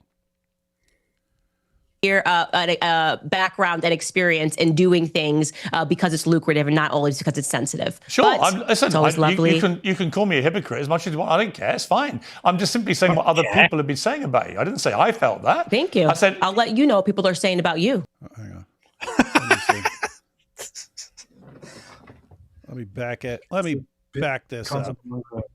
Pissing contests among two extremely annoying people. When I am being called names by someone who has quite a year background and experience in doing things because it's lucrative and not always because it's sensitive. Sure, But listen, it's always lovely. you can call me a hypocrite as much as you want. I don't care. It's fine. I'm just simply saying what other people have been saying about you. I didn't say I felt that. Thank you. I said I'll let you know what people are saying about you too. I'll keep you I read posted on it what people all, are saying like about you. you. I read it all the time. But I would say that, like I said at the start of this interview, I don't know whether any of the things But I they're saying knew. are true or not. Hang on. I think it must be before I this. don't I don't, know. I don't know. person I to don't give know that that you are, assessment, but I do. Come on, I man. didn't know, but I say knew. the interesting thing, man. because there has not been anything that has come out of this investigation that makes any sense that the public is not listening to. I am sorry to say this, Piers, people like you. And what I love about you and I sitting down is that this exact same time last year, you were doing the same weird questioning and making all these things when I said that they were committing a Holocaust against the Gazans, and then you changed your mind. Actually, So you know what, Piers? this time, I'll see you next year when you change your mind again, and we have more information about what happened, and you realize Candace, that the difference between me and you is that I have the courage to take the risks and ask the questions first. Yeah. Okay, before it's popular. You wait until it becomes popular and then you change your mind. You may remember that one of your courageous moves was to repeatedly tell the world that Brigitte Macron is a man. As you now know, And she is. As you now know, we had a $300,000 bet to charity about this because she's a woman. Yes. Is my view. She's not a woman. Well, we're going to find out is the point, because it's going to court. They're suing you. And when she proves, as she will, that she's a woman, because it's very easy to prove, and you lose that case, then so easy that she refuses to do it for years. But then it will become more obvious to people that You see, she's laughing. Ha. She hasn't stepped out and refuted people. I mean, has Candace refuted our claim that she's a man and that her husband is a woman? She's implicating herself as we speak even more. So there is. It's not even that there is no evidence that Brigitte Macron is not a woman. It is simply absolutely clear that she is a woman, and any suggestion that she's not a woman is simply retarded. It's pretty bad. look, I think you're a brilliant operator at what you do. That's, Yep. You know, I like you She's good at personally. it. You know that, right? None of this is personal for me about you at all. I just have watched him last year from Brigitte Macron now into the Charlie Kirk story. I think you've developed a modus operandi, which, to put it politely, is you flying what we would call in the world of journalism kites, and just seeing what can cause the most merry hell, therefore get you the biggest audience, therefore make you the most amount of money. And people have, as you know, you've been widely attacked now by a lot of people who say that you're just a ghoul, a vulture. You're doing this deliberately. You're inventing things or just flying ludicrous conspiracy theories to make money. Now, again, Candace, I don't know that you are, but I do know. Celebrity. Can you not interrupt me? By your rule. I do think it's pretty rich. It's pretty rich coming from you, is all I'm going to say. That's me putting it very nicely, given your background, your career, your celebrity involvement, Princess Diana. Wrong messenger is what I'll say right off the top, okay? Wrong messenger. Okay. What you are mistaking, or I guess we're not even mistaking because you know what this is, you're talking about power versus the people. And you are always on the side of power first. You're on the side of the Israelis. It's so horrible. And, I'm going to pretend I don't see tens of thousands of Gazans dying. I've actually been very critical of the Israelis, as you know, where in the your last bread is year. buttered. Everybody I've actually knows been very Brigitte critical of the Macron Israeli has a government. penis, okay? It's very easy to present photos of 30 years of your life. Brigitte keeps teasing, Brigitte, nobody asked you for a blood test. We asked you for some photos and you refused to do. She just said no one's asking you for a blood test. I remember Candace saying, I will send my doctors to you for the blood test. And then no one's asking for a blood test. She said, I'll send my doctors to you for the blood test. What a compulsive liar, man. Gaslighter. You know what the funny thing is? She's actually expecting Brigitte Macron to act as if she was the suspect here in the story.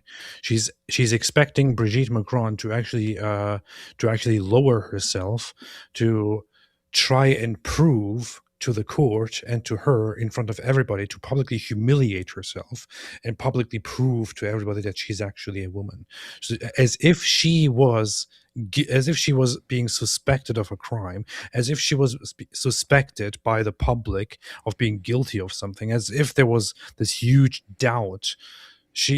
Brigitte Macron is expected to whip the invisible thing out in front of a court and make Candace satisfied and go quiet. What a stupid expectation. She is the one who is making these ridiculous accusations. I am no fan of European politicians, and certainly no fan of the Macrons or anything like that. Okay, but she's actually making these ridiculously baseless, idiotic accusations, and it actually matters more because it's about the public. She's making the public dumber. by making these conspiracy theories. She's making everybody who listens to her dumber. She is actually, I mean, watching the Kardashians is probably significantly more intellectually enriching than following her idiotic conspiracy theories here. You're just getting sucked into an idiotic, baseless, dumb conspiracy theory that probably trains your mind to be completely cancerous. As an example of what you were just talking about, this is before your time, AP, but even when I was always mock the little children. When I was in college, I was a double major in biology and philosophy, but in biology class, in anatomy and physiology, human anatomy and physiology, my professor was talking about the claim that Jamie Lee Curtis, the actress, is actually a hermaphrodite. And I just looked it up. I typed in, is Jamie Lee Curtis a hermaphrodite? It says, no, Jamie Lee Curtis is not intersex or a hermaphrodite. This is a persistent Hollywood myth, and she has publicly confirmed she doesn't have any intersex conditions. She is the daughter of actors Tony Curtis and Janet Leigh, is married to Christopher Guest, and is known for her acting career. But yeah, so she didn't respond to this for years. And people would ask her about it, and she would just go, do you seriously expect me to respond to this? People kind of understand if anyone can just raise an accusation against you, and then you have to start letting them examine your body and so on to prove them wrong. That's kind of dangerous. She's saying, like, just ignore the nonsense. But yeah, it is weird to say. I can say, hey, you lady, you're a man, and then it's on you. It's your obligation to prove me wrong. And if you just take me to court over it, well, I'll say, well, why didn't you go the easy route and just prove it? Well, I shouldn't have to do that. But if I'm going to prove you wrong, I'm going to do it in court, where you're going to have to pay me piles and piles and piles of money as a warning to other people. So that's I hope that Candace actually does what she says and hires those dumb lawyers that fit her expectations of what a lawyer is supposed to be. I hope that she sues people left and right, and that she gets sued left and right, and that she always goes with her expectation of what a lawyer should be doing. Good luck, Candace. Find out, and everybody knows Candace, that we're Charlie gonna find Kirk out. was not shot by Tyler Robinson on a rooftop. I am sorry that in this day and age, there seems to be such a shortage of testosterone that a woman has to be the person that states the obvious, right? That's her. The other thing she does now. That the reason you don't go with her in her conspiracy theories is because you're low testosterone. You're not really manly, and so a woman has to be the one putting out all this stuff, and because she's the only one with courage. I invite you to join me, and I know that you will by the end of next year, because CCTV footage of Tyler Robinson climbing down the roof, but whatever. I'm not going to get away with what they did to my friend Charlie Kirk, and I am not going to change my mind, least of all when I am being called names by someone who has quite a year, background and experience in doing things because it's lucrative and not always because it's sensitive. Sure, listen, it's always lovely. You can call me a hypocrite as much as you want. I don't care. It's fine. I'm just simply saying what other people have been saying about you. I didn't say I felt that. Thank you. I said I'll let you know what people are saying about you too. I'll keep you posted on what people are saying about you. I read it all the time, but I would say that, like I said at the start of this interview, I don't know whether any of the things. Yeah, AP said it, and she hasn't offered any proof to the contrary. Everybody knows that Candace Owens has a penis. And that her husband has a vagina. And that he's the one who actually gave birth to their children. Yes. We know this for a fact. Everybody knows it, but nobody has the balls. No, but we know it. And yeah, no one else except us has the ball. We're the only ones willing to ask these questions, guys. We're the only ones willing to do it. Nobody else has the balls to admit it, because all those who are supposed to have balls actually don't have balls because they're all women. All right, we're getting to the point where Piers actually raised a good point here. Right. He raised multiple good points along the way, but this is one I didn't think of. True or not, I just do know you're saying a huge amount of stuff. It's making you very wealthy. You're getting millions and millions of people coming in, which by the way, what is this idea that it's making me very wealthy? Can you actually explain that? Doesn't she have like 150,000, 200,000 people watching live? Like, it's just super chat, 100, 200, 200, 200, 100. Why is she acting so outraged about this? Let me check here quickly. Candace Owens. Let's check her channel here. So for the last month, everything she talked about, every single show was about Charlie Kirk. Okay, estimated monthly earnings are somewhere at the higher end of $160,000 for that, nearly $200,000 simply from YouTube ads. Just from YouTube ads, guys, not from all the ads she puts into her videos. Yes, that's just so the simply YouTube ad just from revenue. YouTube ads, just from YouTube ads, for only talking about Charlie Kirk conspiracy theories, she makes only from those YouTube ads, and that's not even the beginning of it. She makes, oh my gosh, actually, that's completely wrong. Wait a minute. Well, according to my system here, which comes from IQ Analyzing, which is a system, it says estimated monthly earnings somewhere between $176,000 and $528,000. So $500,000, up to $500,000. That's the ad revenue. Yeah, and so that's the YouTube ad revenue. That is different from all the paid sponsorships that she has throughout her her live streams and so my guesstimate would be, considering that she has a largely Western audience and thereby runs her videos in countries where ads bring in a lot of money, is that it is somewhere in the higher end. So she probably at least makes over $300,000 per month simply talking about Charlie Kirk conspiracy theories. Yes, I'm going to explain it to you slowly, because I had a huge run-in, for example. This is just like a talking point. I'm going to explain exactly what I mean.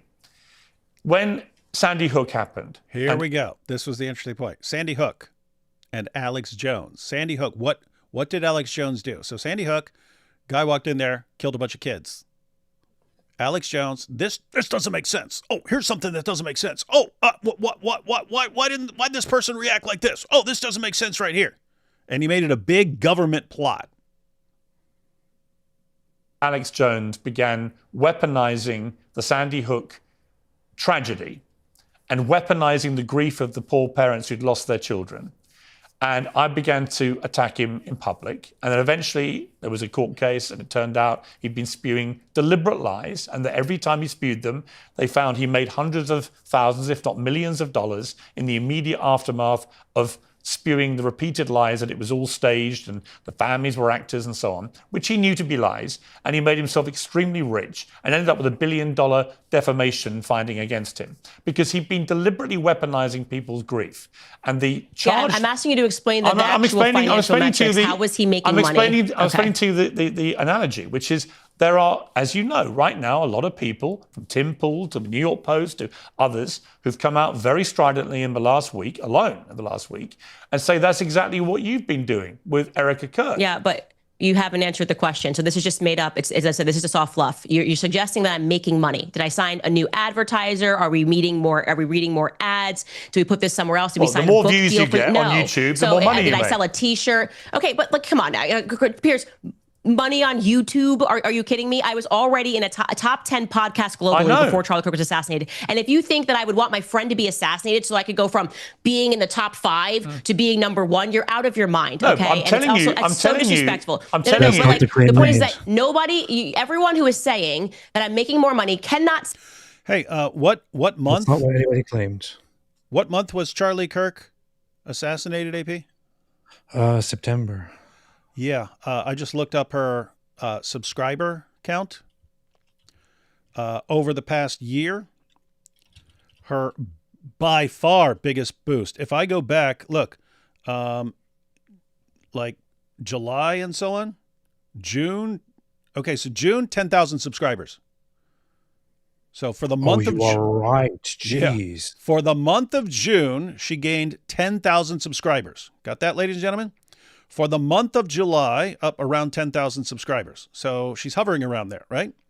For the month of October, 710,000 subscribers. So you go to earlier months, again, June, 10,000 subscribers she gained.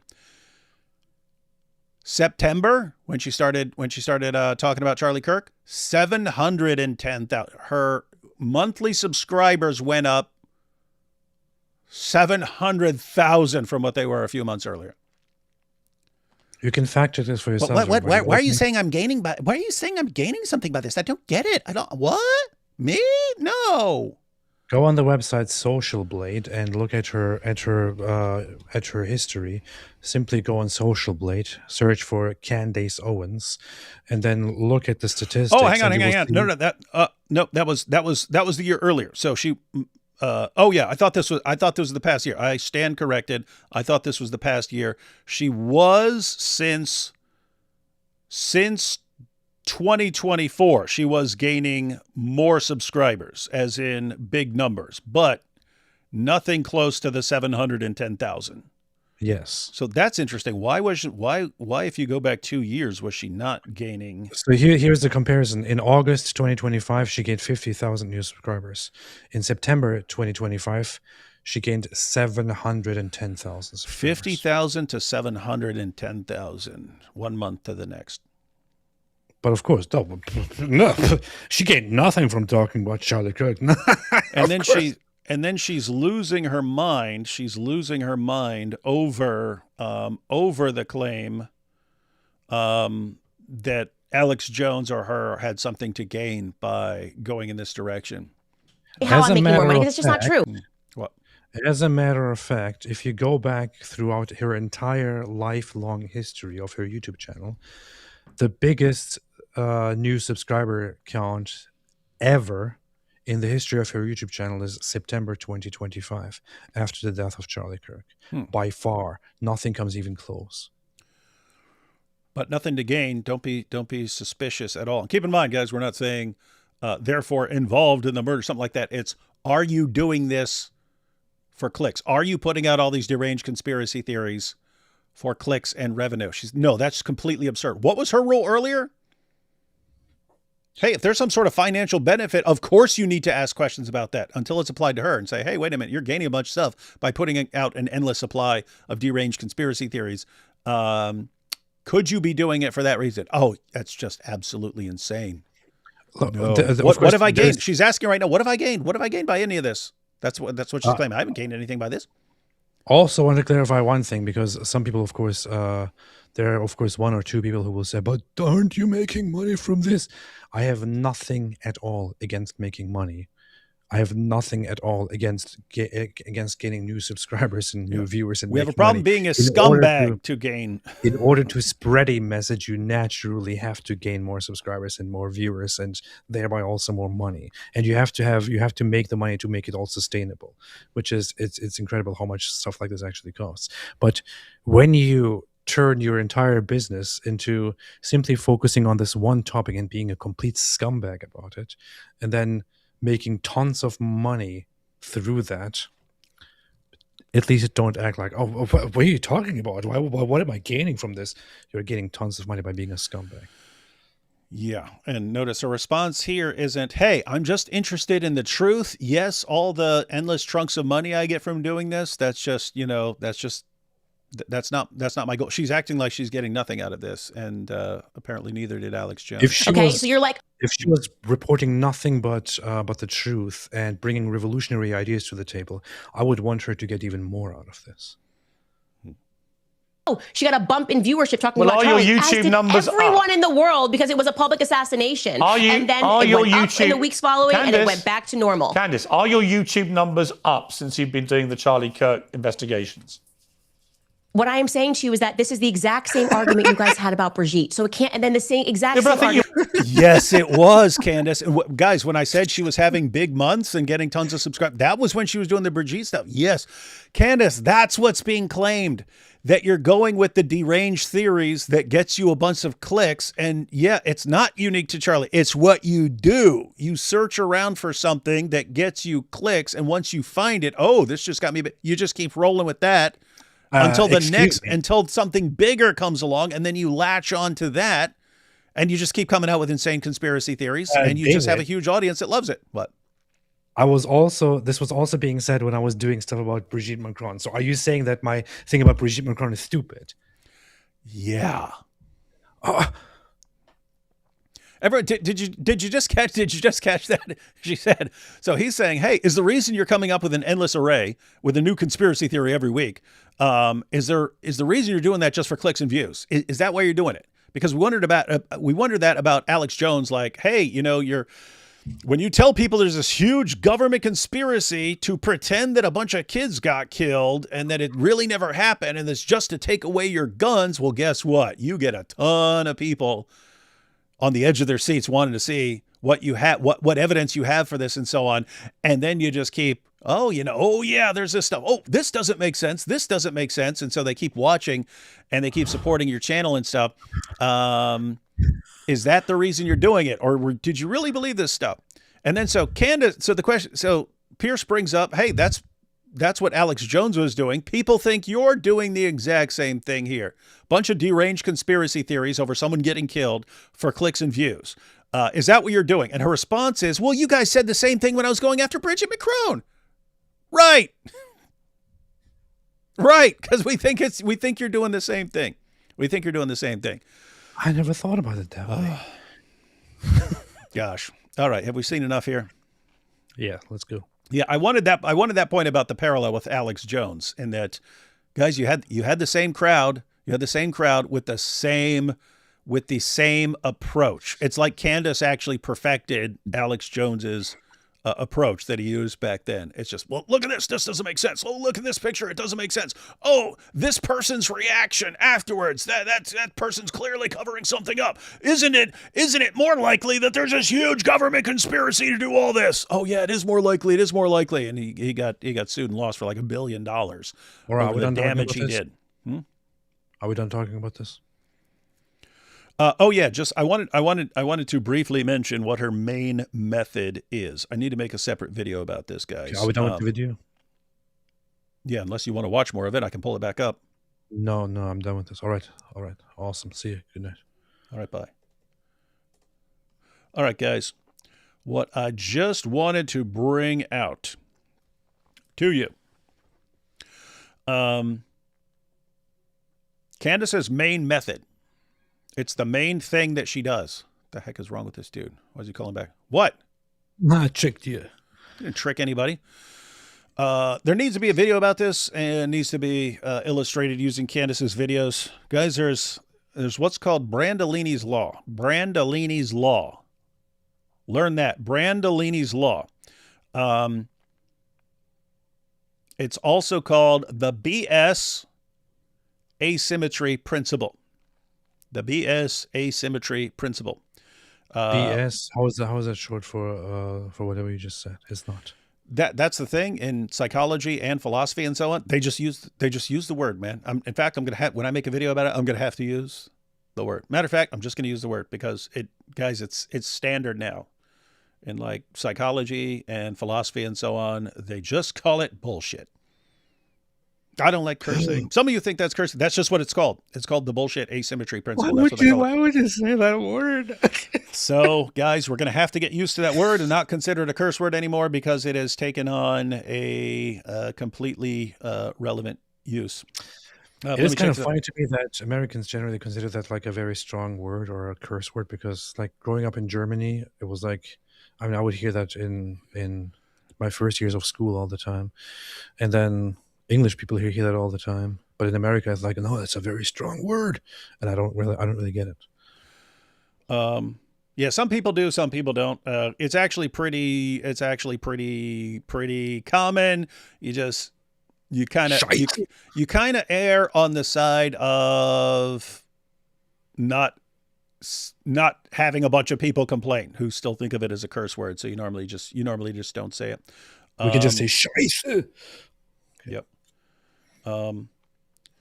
So let me just get a definition here. A definition of bullshit. Do you guys say "steer Scheiße"? Do you say that? No. No, that would be the translation, right? So Brandolini's Law, or the Brandolini's Law, or the bullshit asymmetry principle, is an internet adage coined in 2013. This goes back People have been pointing it out for centuries, guys. But it became it became a way bigger issue in the age of the internet and social media because you could spread things much faster. So anyway, it got named after a guy who was pointing it out. Anyway, it's an internet adage coined in 2013 by Italian programmer Alberto Brandolini. He compares the considerable effort of debunking misinformation to the relative ease of creating it in the first place. In other words, it's So don't say relative when Muslims are watching. Yeah, they'll get aroused. In other words, it's very easy to put out some deranged conspiracy theory or to make something up. It can be a lot of work to actually prove that it's nonsense. So, as he put it, the adage is, the amount of energy needed to refute bullshit is an order of magnitude bigger than that needed to produce it. So very easy to produce it, significantly more difficult to refute it. So you could put out a conspiracy theory in 10 seconds. It may take tons of research and so on to actually prove that it's false.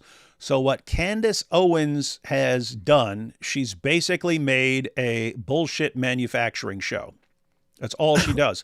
She puts out some deranged theory that I mean, it might be a small part of her hour-long show, but very easy to put out the insane conspiracy theory, to blame someone, to say, this doesn't make sense. Oh, look at this, look at this.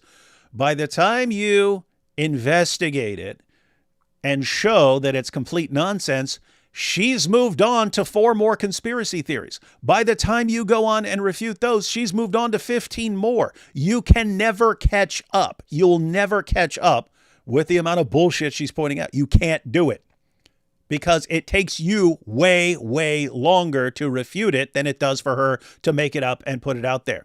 Egyptian planes, blah, blah, blah, blah. Okay, by the time you go through that and see if that makes any sense, she's on to the next, and then on to the next, and then on to the next. That's why the conspiracy keeps growing. She keeps adding to the conspiracy. You can, and then when you challenge her on it, guess who's getting paid, or guess who just believes the media, or guess who's just low testosterone, and so you have to let a woman do your work for you. Got no balls. Yep. So anyway, guys, that's just what there are basic logical fallacies people need to be aware of. There are basic manipulation tactics people need to be aware of. All of them relevant for Candace, but for lots of other things going on. But Brandolini's law seems to be like the most relevant thing for understanding. She puts things out so rapidly that no one can ever respond. And by the time you do respond to it, it's what? I never said that. She's like a bull. She's like a bull. Anyway, guys. Learn Brandolini's law to call it out when you see her doing it. Here's the thing to pay attention to. So, here's a live stream, right? We have so far watched David's channel all together for all these years. Has there ever been a live stream where David used such strong language on a live stream? No. Today is the first time that David has repeatedly said bullshit and shit. And now, pay attention. And I even said it in German. Pay attention to the connections here. When is David starting to suddenly say things like these? On a live stream where he's attacking poor Candace Owens, who is simply asking questions, where he's defending Israel and the Jews from the questions that Candace Owens is innocently asking. At the very same time, how is David suddenly using strong language? He's reading it from something that was obviously handed to him. Handed by who? By Israel. So it is quite obvious. Let the court decide. It is quite obvious. And let the crowd and the jury decide. It's quite obvious. It is common sense that David has been used and paid by the government of Israel to use foul language on a live stream to attack Candace Owens. Obviously.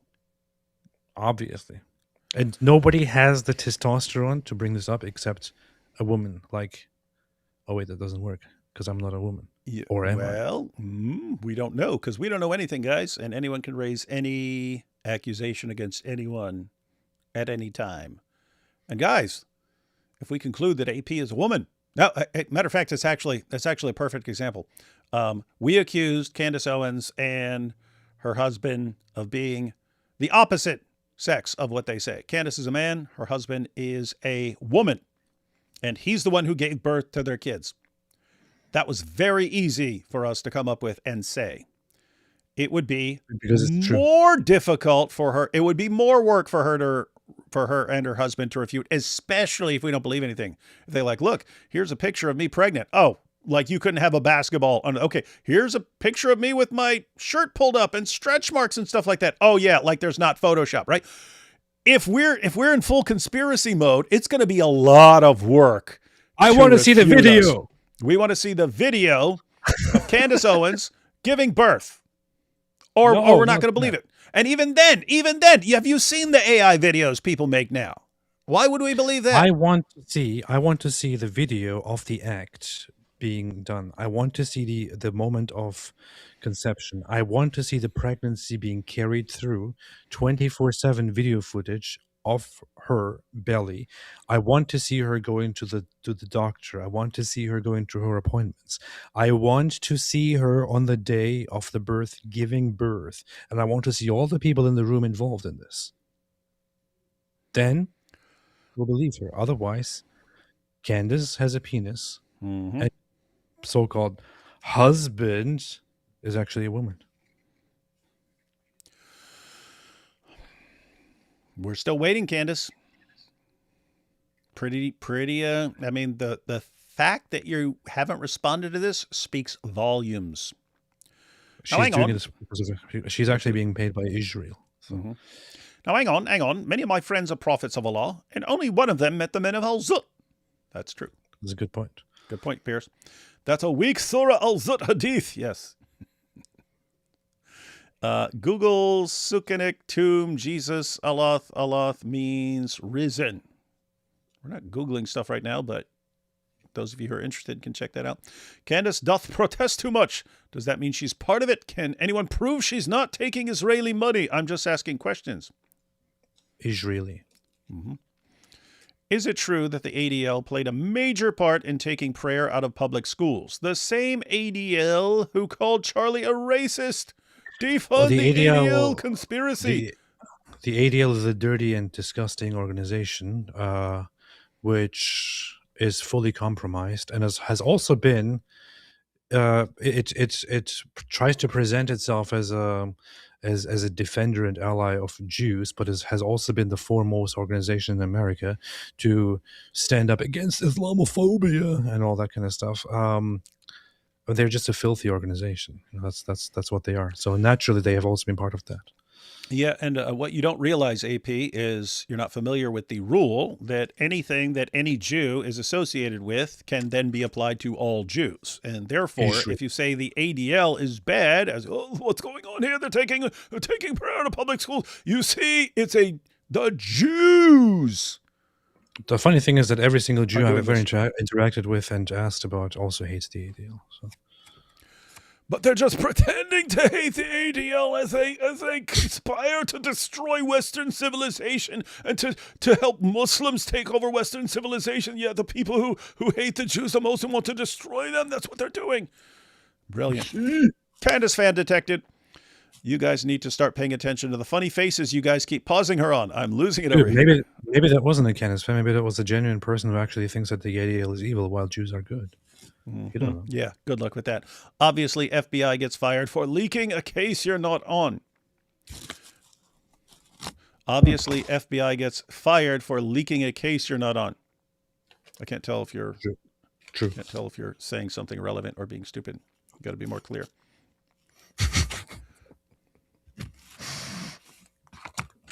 For leaking a case, Why are you're you not so on. mean to everybody, man? I'm just saying, if this is a response to, hey, how come no one ever came forward with this stuff? You're telling me if you had thousands of people involved in assassinating the president of the United States, not one of these guys ever going to come back, that was actually messed up and I want to expose it. Really? Anyway, I don't know if this person was joking or not. The Egypt part is funny. It's been hostile to Israel, violating the peace agreement, arming Hamas, and actively preparing for a future war with Israel. Yeah, but that doesn't mean they're not united in killing Charlie Kirk. No, I can't leak you a file from a case I'm not on. FBI. I think sketch therapy is reasonable. Yep. Kash Patel won't let me touch the file either. Oh my goodness, what's up with that? Kash Patel is in on it. Yeah, so guys, you have Kash Patel and you have a bunch of people who are in on it, and then you have feds who aren't in on it. Okay, the feds who aren't in on it, they're saying, there's something in the file. We're talking about the people who know. There are thousands of people who know about a conspiracy, right? Because you're talking about all the media, the feds, there's a bunch of people who will know exactly what's going on. Yay, Pete, mandates the menace. Isn't it quite obvious that that Israel obviously installed the one Indian guy in the government, and what's his name? Cash. They paid him cash. Um, And guess what kind of cash? Shekels. Let's see. We have, she says, we must grow up. It's clearly projection. I don't have to grow up.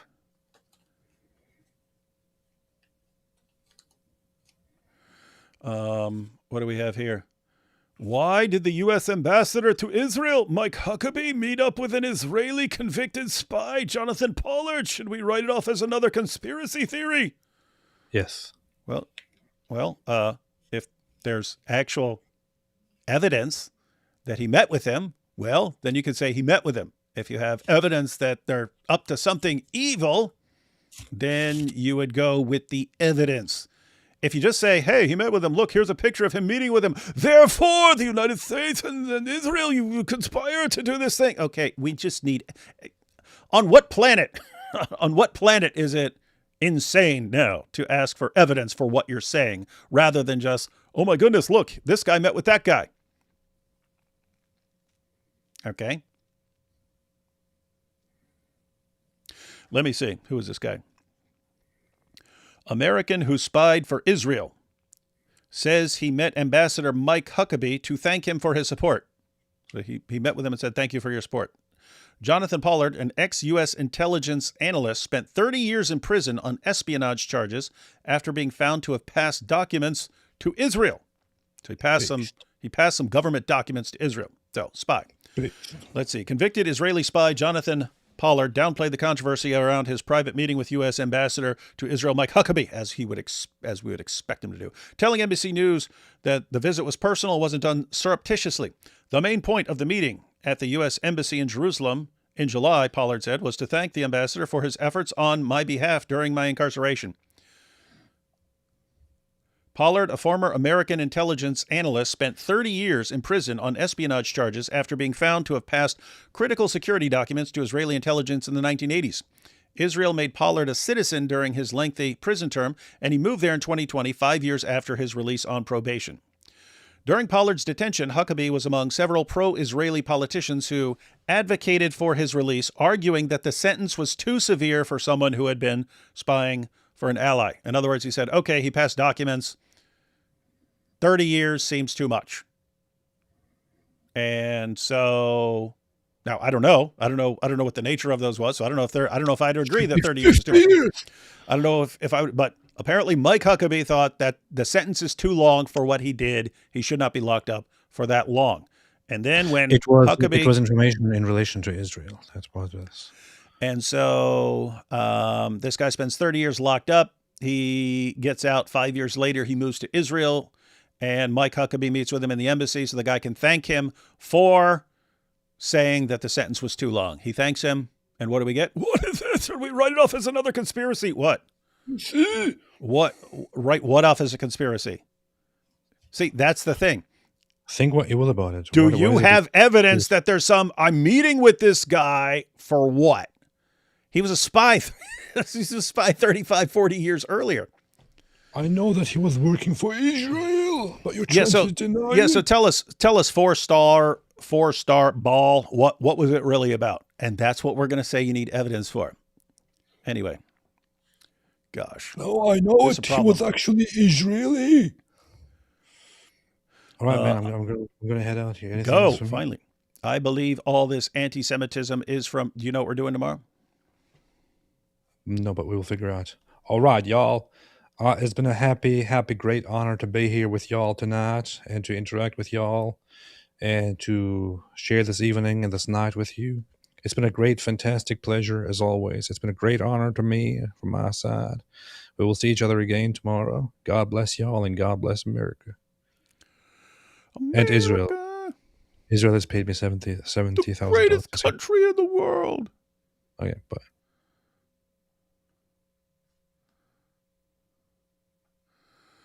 Let's see. I believe all this anti-Semitism is from years and years of the MSA brainwashing our college, as pointed out by Bridget Gabriel. Also, Zoot Suit Riot. That's true. That'd be a good name for a band, Zoot Suit Riot. Zoot Suit Riot. Amadeus. Why hasn't Candace's lawyer requested an emergency hearing on the grounds that the plaintiffs, the Macrones, want to unalive their client? Would seem that way. Candace is always confused why governments and so on aren't jumping in and so on, and really seems like they never think she has any serious case for the things that she's saying. Judging by the many Save Candace, Believe Candace, and Candace Knows comments on the America Fest chat room, many people believe her. Come on. Oh, yeah, there are lots of people who believe her. It's just there are lots of stupid people in the world.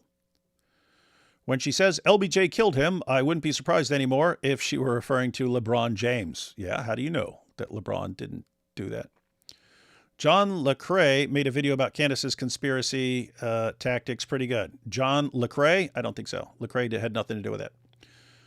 John McCrae, a.k.a. What Do You Mean? He did.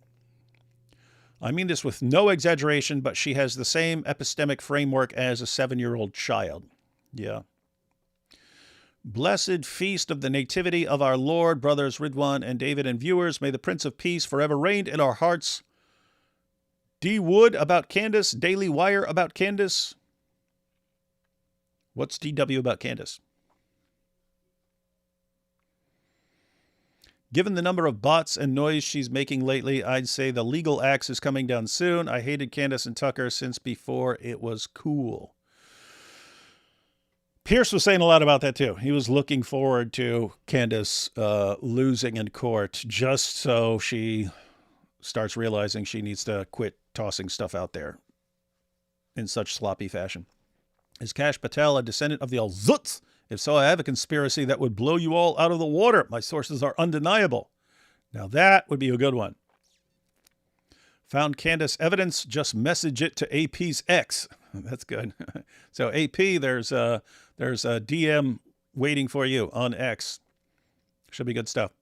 Should call her followers Clandy-canes. ChatGPT loves you too. It says you're more effective in correcting her claims than Piers Morgan. Does it? I'm sorry. You think Bridget is a woman? Yes, we do. Until we have very good evidence otherwise, we will conclude that a woman who's produced multiple offspring is a woman. In their last meet, and I have to, what's the source? What's the source of saying she wasn't? Candace Owens, the person I least trust on the planet, to tell me what's really going on with someone else's private parts in a completely different country. In their last meeting, Candace Owens said she had a degree. Then in her follow-up, said she has 2 degrees. That's a lie. Oh, yeah. If you want to use her method of, hey, you've said something that is incorrect and then later on found it out, therefore you were lying, we'd have to say she's lied a lot. Don't forget, Candace Owens also spent all last summer claiming Kamala Harris isn't black.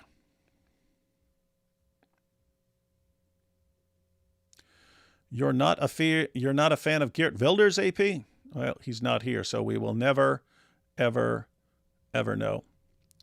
The Lamb Apologetics says, average Candace Owens argument. It's so obvious. I can't help you have no common sense and aren't in the know. Yes, I have evidence, but also I don't. At least not good evidence I could give without lawsuits.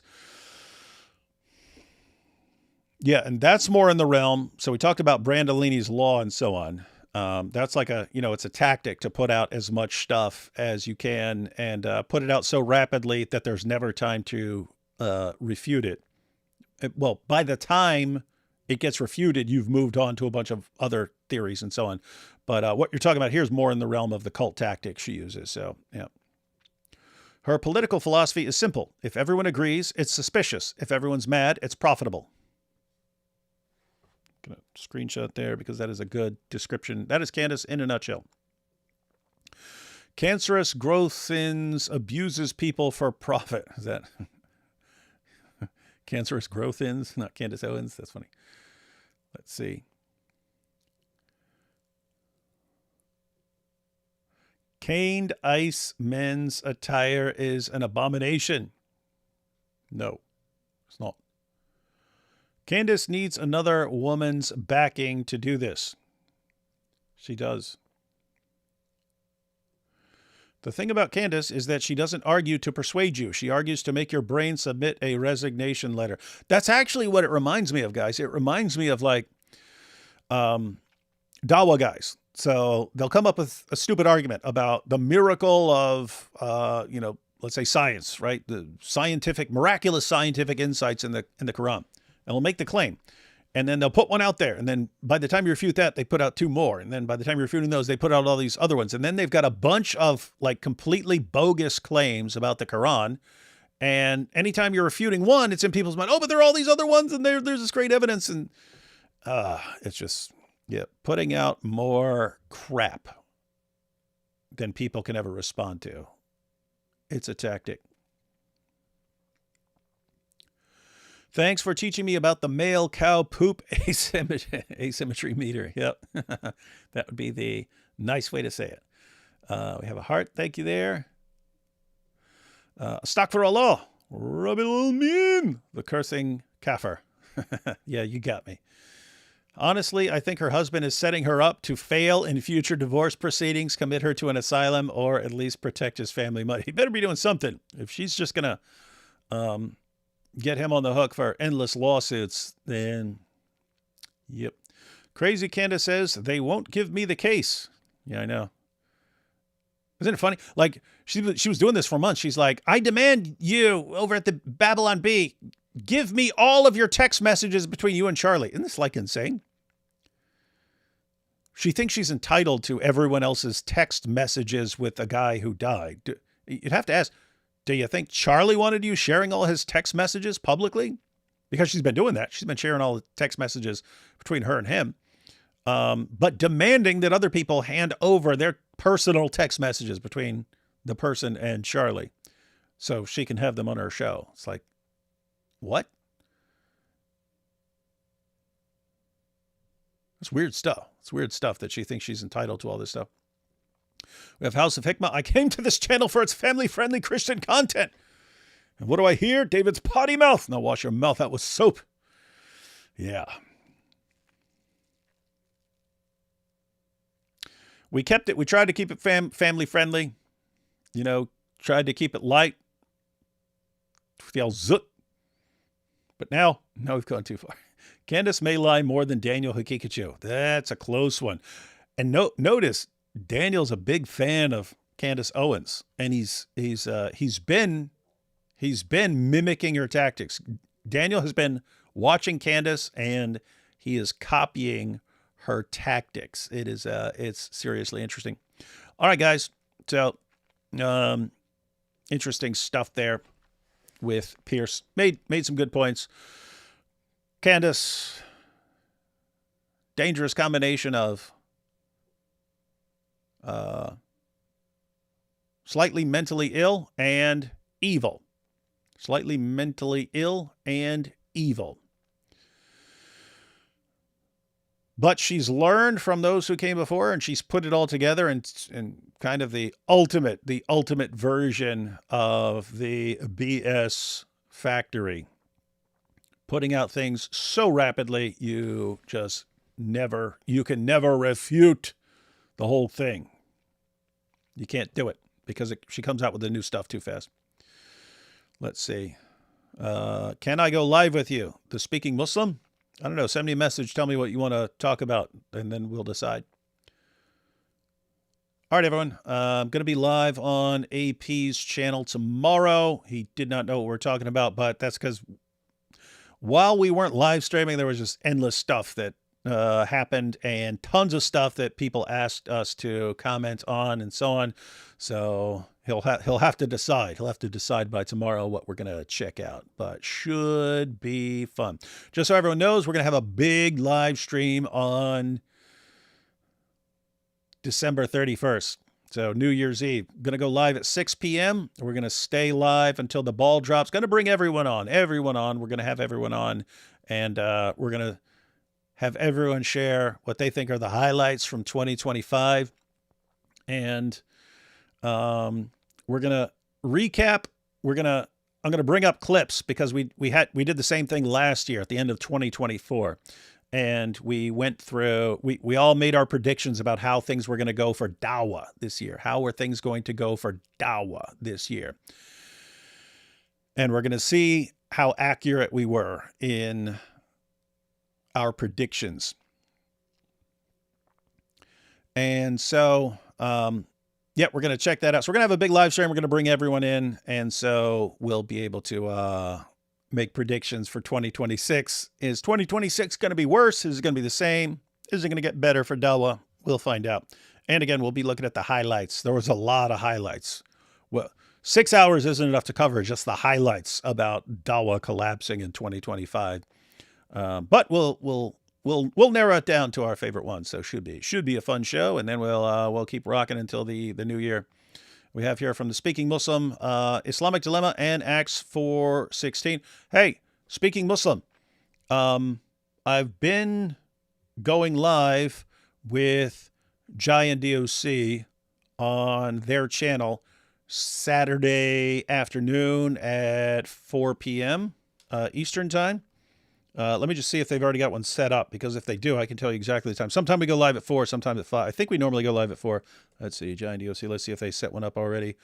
Nope, I don't see one set up, but we normally go live on Giant DOC's channel on Saturday. So you can actually call in to that show tomorrow. I assume we're going to be live. Call into that show tomorrow, and yep, you can talk.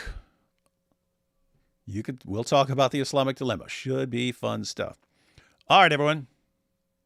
See you tomorrow if I'm on Giant DOC's channel, and then we'll be on AP's at night.